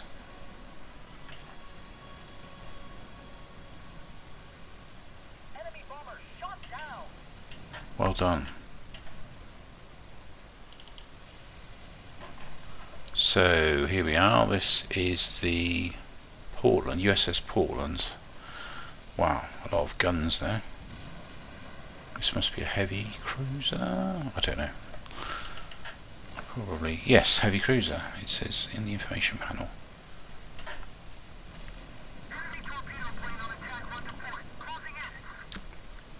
Oh no, I think we are in trouble. She's taken a few, I would guess, bombs, which is not so bad, but not good. Looks like the deck is going to be out of action for a bit. Oh no, I think I'm in trouble now. Both carriers have taken hit, and I think this is the Lexington, has taken 2 hits. Now this one doesn't look so bad, but the one on the deck, that's pretty... I think we'll still be able to have some deck operation. That doesn't look good, I'll be frank. Torpedoes astern, oh no. Who's got torpedoes astern? Both ships turning. Wow, the modelling effort here is really something. So both ships are turning to avoid torpedoes, I assume, or to avoid aircraft coming in, maybe, making themselves harder targets anyway. And now we scrambled our fighters, probably not in time. No, we could have given them a bit more time. We scrambled with fighters.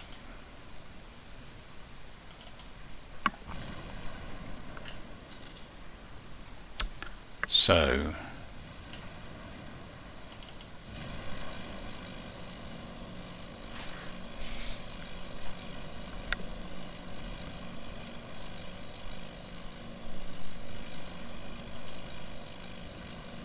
okay, so 2 combat patrols and one search group have landed and are debriefing. What's going on? Let's go back to the map here. So looks like these aircraft are heading back. They've done their job. Ah, there's an some shit. What's going on here? Air battles going on. Yeah, I'm not liking the way this is coordinated.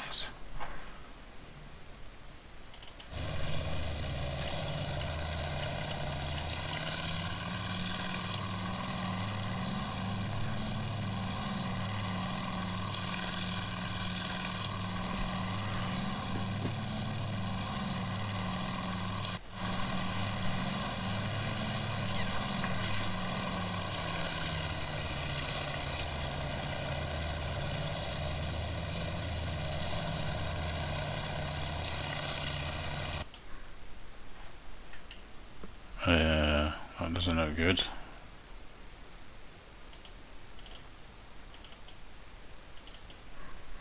Not sure what that means. That means they're underwater.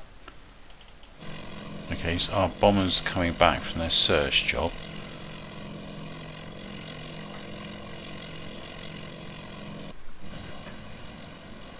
Okay, so let's have a look now. The Yorktown has suffered some damage. It's got some fire going. No flooding.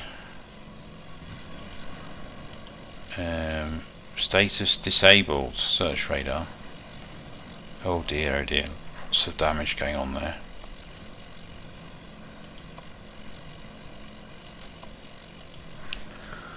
I don't seem to have any control of any repair job, so they have to look after themselves. Now we've got 2 aircraft here. I guess there's no aircraft operations going on at the moment. Order status.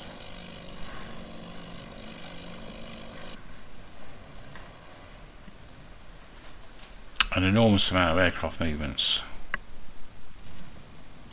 See, I feel like I should be able to double click on this or right click to allow me to,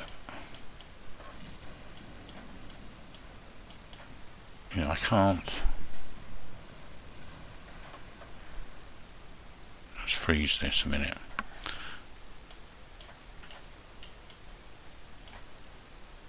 So it looks like these are chasing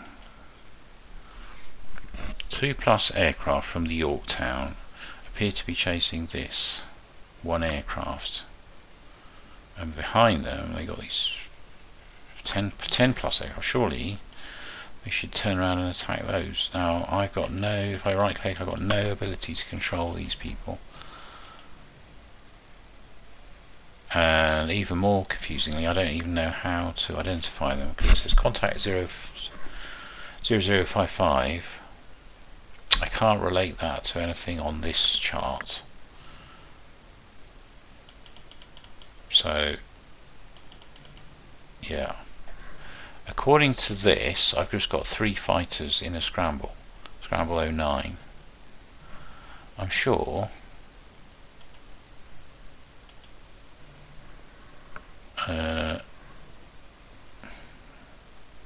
Cancel cap, that's right. Search sector, so I've still got aircraft out searching. The Yorktown and Lexington.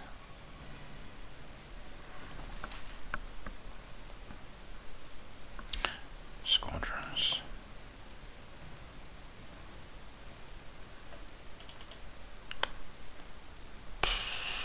I have no idea now. This I've kind of got a bit of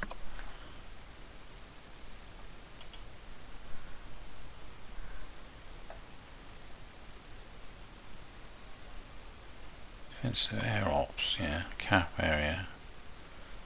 This is just to do with the cap.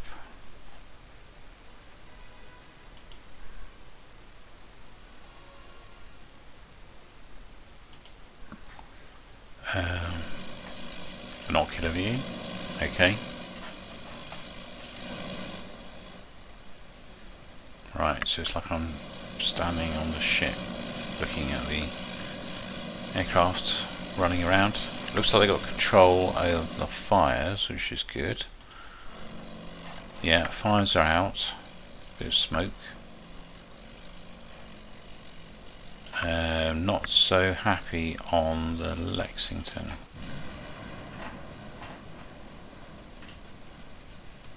Lexington is looking bad. Not terrible, but it's quite a lot of fire. 3 heavy fire.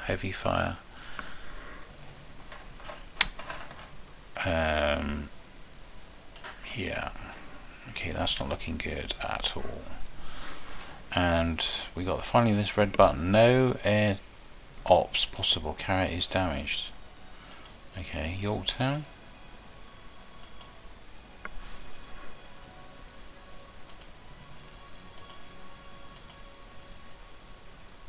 Aircraft are currently landing. Okay, so that's what that light is indicating. And the seaplanes. Nothing on the seaplanes.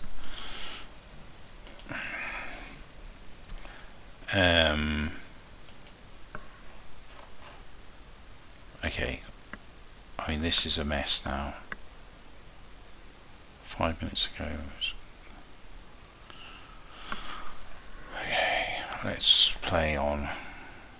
I feel like we're going to come into a very rapid, sticky end here.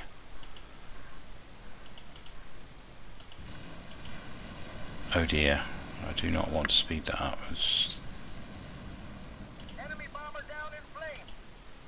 Okay, enemy bomber down in flames, that's what we like to hear.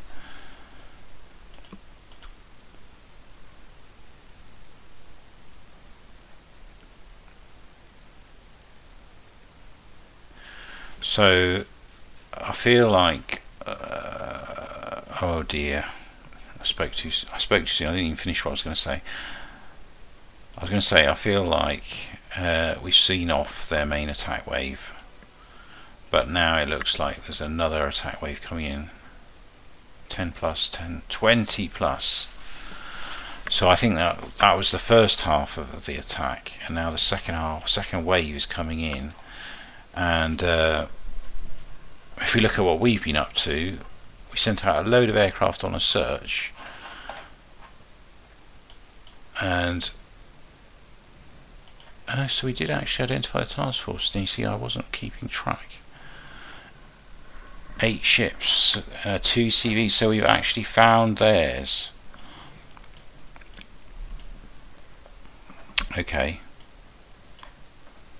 It would be nice if we could get up an attacking force, but I'll bet, because I sent out so many aircrafts, and I'm not going to be able to get them up in time.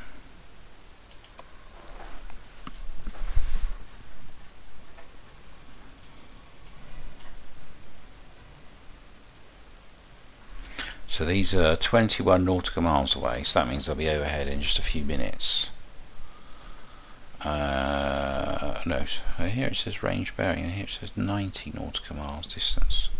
But either way, they're going to be overhead in a few minutes, so I can't possibly have an attack force ready in that time. Strike, let's at least do the prep, start the prep.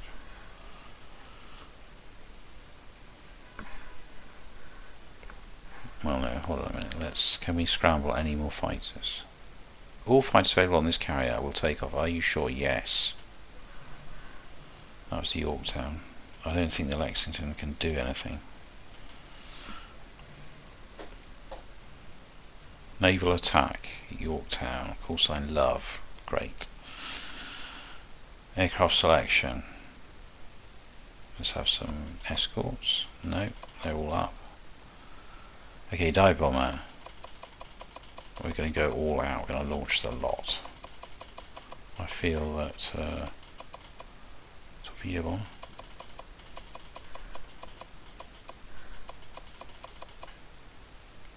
They're like a maximum size. Oh no, 9 was all there was. A. 10 are okay. How can I have 11? It makes no sense. 17, 11. How can I have 11 if 10 are okay? Sure, I can only have 10. Okay. Pick target. Very good. Pick target. Oh. Okay. So is this my range? I'm a bit in trouble now because the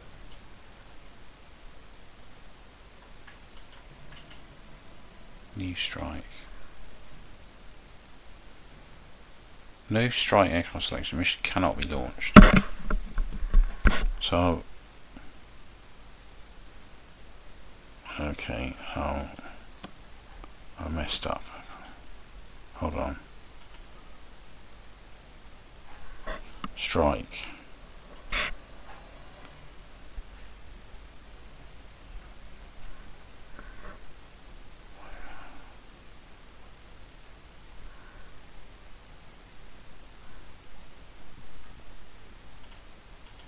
Yorktown, yes.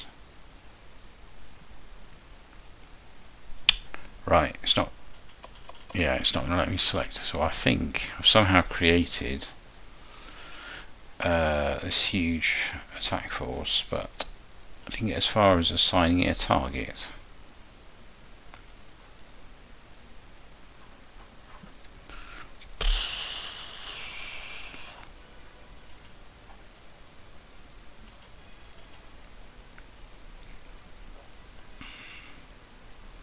I kind of need to get back and edit.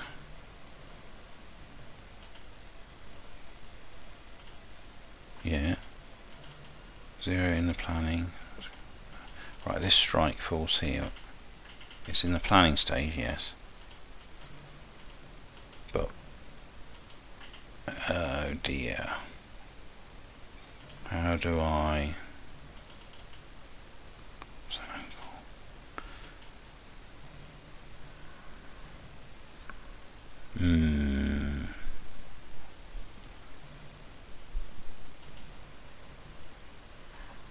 This is going to get very confusing.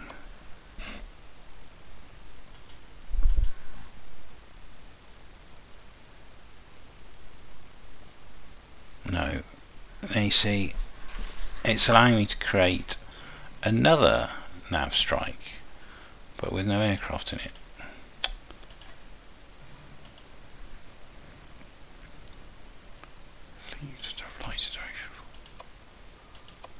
Fleet information, defensive air ops.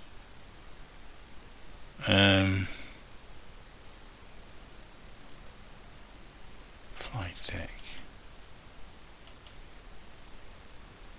Squadron and mission status.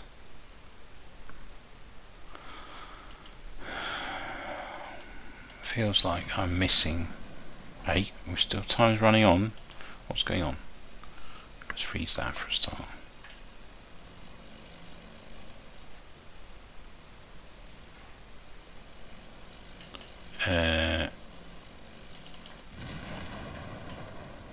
Things are...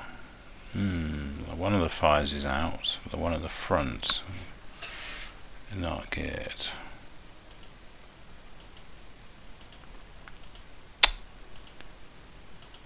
Yeah, Lexington, oh, at least it's not got a red light. No one's assigned these. I can't right click to cancel them. I feel like there's a missing screen where I can edit missions. I'm sure there must be something here. Missions, here we go. Cancel, scramble. So this one here. So we've got nav stick 09, nav strike 09. Not select target, not select nav strike. But where these IDs do not tie in with these IDs.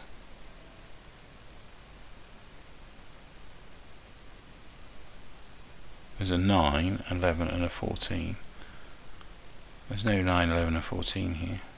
Ah, wait a minute, this is Lexington, Yorktown.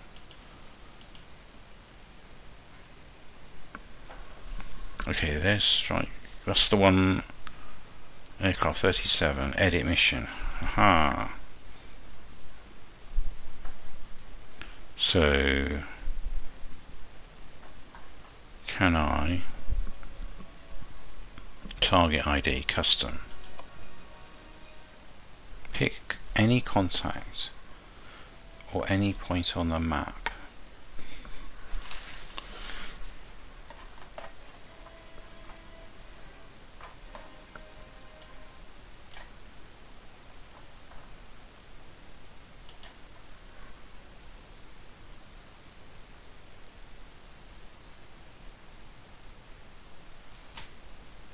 Contact 009. Okay, yes, selected that now. It didn't give me any click or anything. Trouble is, it's out of range. We're out of range.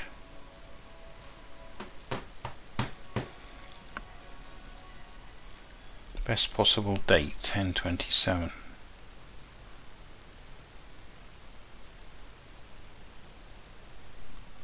Right. Okay. So that mission is on, as far as I'm concerned. Green light. Why is it not green lighting? Mission will be launched as currently planned. Okay. So now I've got to steam at full speed towards the carriers, towards the enemy carriers.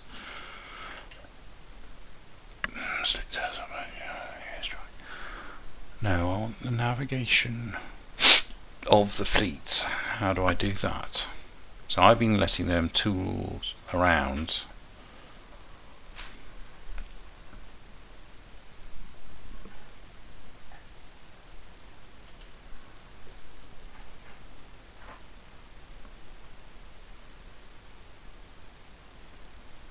But how am I doing then? How am I getting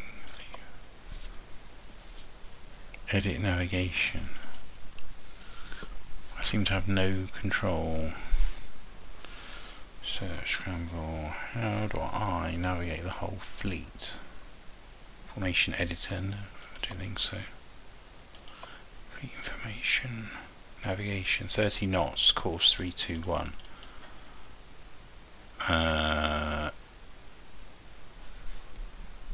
Sort of in the right direction, but surely I ought to be able to see on this map the course. Oh, have I got range, battery range, contact history, add waypoint. Okay, so let's go up here. Measure distance. So there's a thing. Strange. Okay, Task Force 17. No. Add waypoint here. Okay, can I drag it? Yes, I can. Speed 15. Let's not get too close. ETA. Oh, 530. Max 31. Okay. Let's go. Let's do 30. Remove waypoint speed. Okay, so now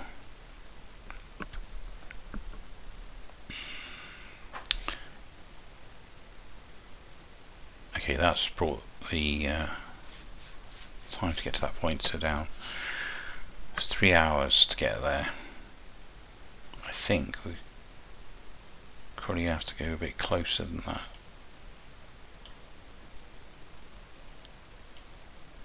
Okay, because of the range problem. Okay, right, we've restarted the clock. And speaking of clocks, I think we're going to have to call it a day shortly. So let's have a bit of a sum up while things move on. Speed it up a little bit. So, right, okay, it looks like we're about to take another battering.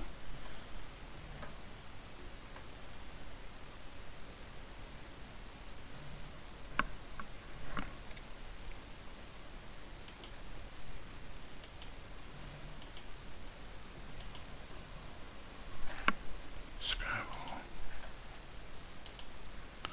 Okay, so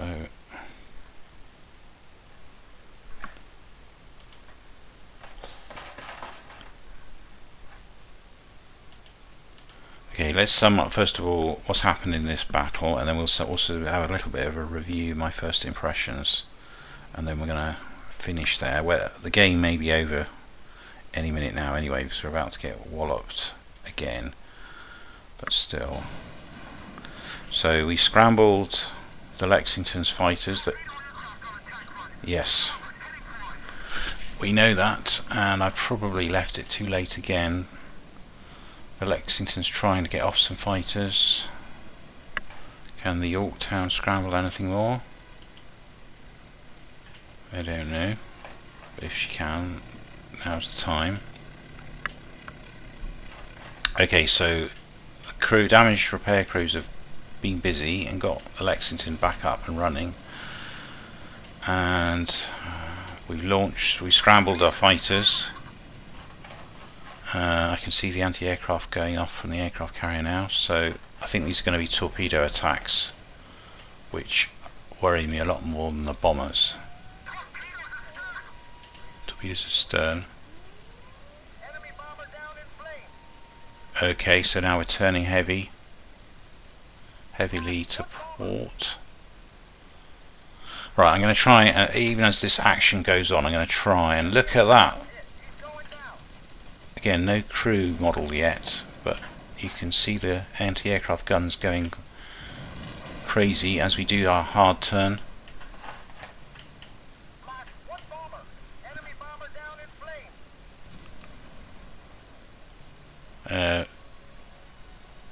Is that not... Oh, the Lexington's not in fire flames again, is she?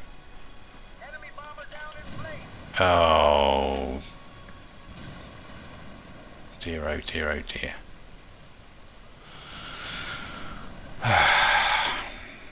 Just as the aircraft's about to take off as well, the Lexington's aflame again.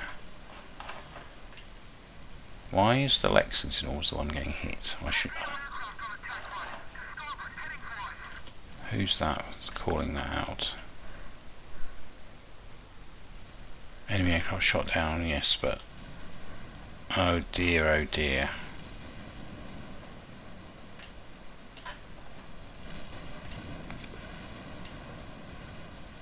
There's fire.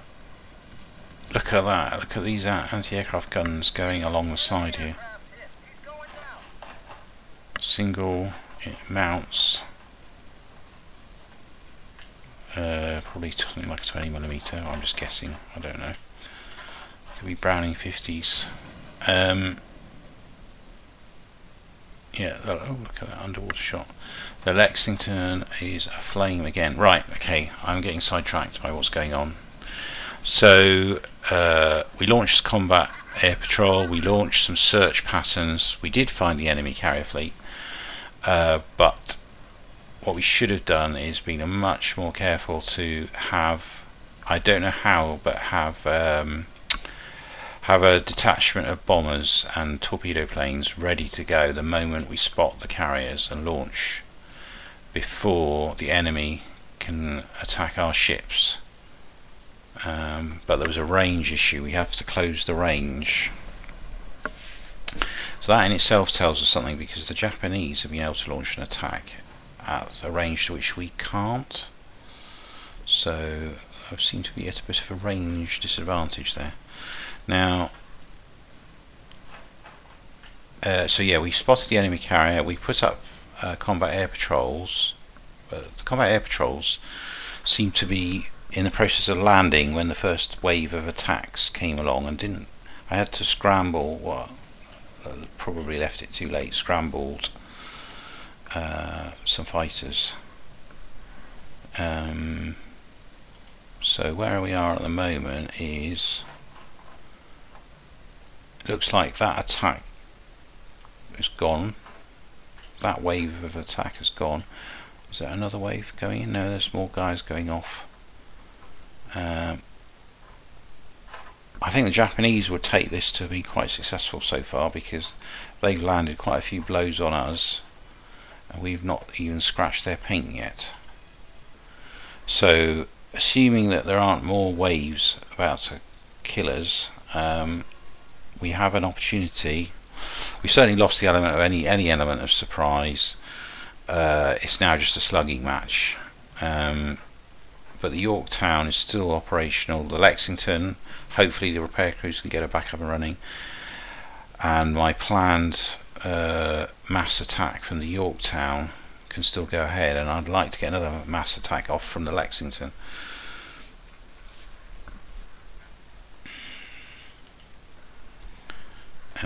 But the Lexington is still on fire, and it's got propulsion problems as well, so that's not great. 62% moderate fire. Okay, so that last attack wasn't quite so bad. Hopefully she can return to flight operations. Yeah. Okay, that's where we are with the actual scenario. With the game itself, let's talk about that.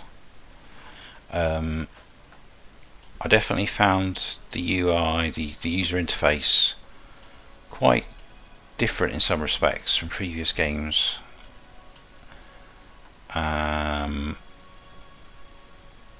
broadly it was intuitive. It could have been more intuitive. I think the navigation of the fleet wasn't that straightforward, and I've already kind of lost track of how I did it. I'll have to try and it was moving waypoints, I think. The ability to see the enemy, I don't know why the contacts didn't allow me to focus in on them. Is that because it's a feature that's not currently there, or I don't know how to activate it? I'm not too sure. So there's that problem with switching between the map and the visual 3D view. The 3D view itself is quite awkward to control. I mean, it's beautiful. I mean, that's really the first thing to get right, I suppose, is the quality of the visuals is really good. But how you navigate around them, that's tricky.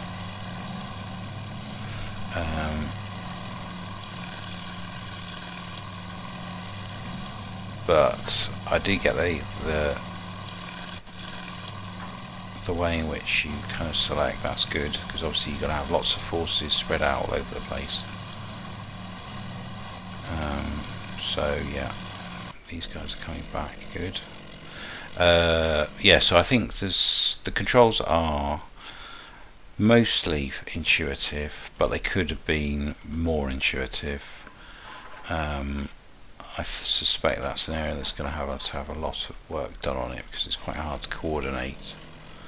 But what I think is particularly missing is a mini-map, a bit like you have in Sea Power and lots of other games. You'll have a mini-map here, which could either be this map view shrunk into one corner, or a box that you can drag about, and maybe there's a way of doing it that I haven't quite worked out yet. But I would like to overlay this map, the control, the ways in which controls are the controls you have on the map. I mean, I'm starting to get a bit more to grips with it, but still I find that to be quite odd. And the way in which the map tries to make itself into the sort of map you might be looking at as the real Admiral, and yet it lacks a lot of or it appears to lack a lot of the tools and the sketching and so on that you would have with a real map. So yeah, that's a bit odd.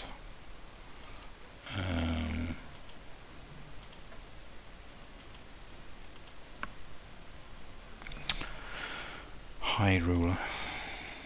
Why do I want to hide the ruler? Measure distance. Oh, okay, interesting. So I can measure the distance between the carrier groups. What's the answer? I put that there. Now, where is that information presented to me? I've got to zoom right in, have I? 280. See, that's quite nice, nicely done, but I mean, the way that it looks handwritten is nicely done, but you see, this is in nautical miles. The nautical miles and the kilometres is a bit weird. I don't know whether that's a mistake or they genuinely are mixing units. That's a bit weird. Anyway, so can I move that? No, I can't. Okay. Yeah, there's still a lot to learn. I didn't read the manual, the 45-page manual with lovely colour photos, but there's clearly a lot here. There's a lot of work's been done. I think there's still quite a lot of work to do, not just in adding extra scenarios. We've only got two, well, basically one with variants out of about 20 that's in the menu system. Let's see, can I save? I'm assuming I can save. So save, new save. Okay, so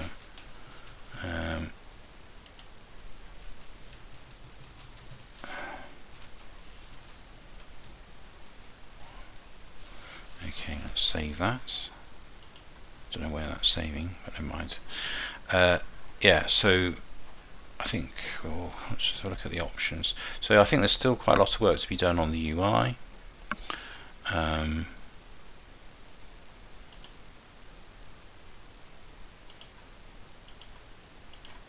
It could be made more user-friendly.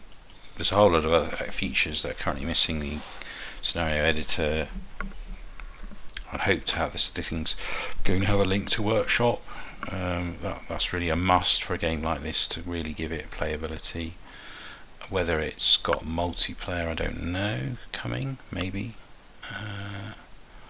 But yeah, it's been a very fascinating first experience with this game. I hope you enjoyed this playthrough. What's happening? To see the Lexington still on a flame? Yes. They got the rear fire going. Rear fire out, but the front, that forward fire just keeps on coming back. So there we are. I'll leave it with this view of the Lexington as we steam north to bring our bombers and torpedo planes into range of the enemy fleet.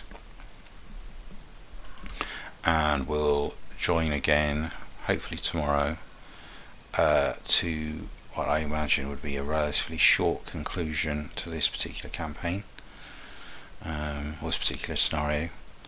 And yeah, we'll have some wrap up a bit with conclusions about the game. Oh, and as I'm speaking, the fire's gone out. So once again, the repair crews have done their job. That's great. Steaming into the north.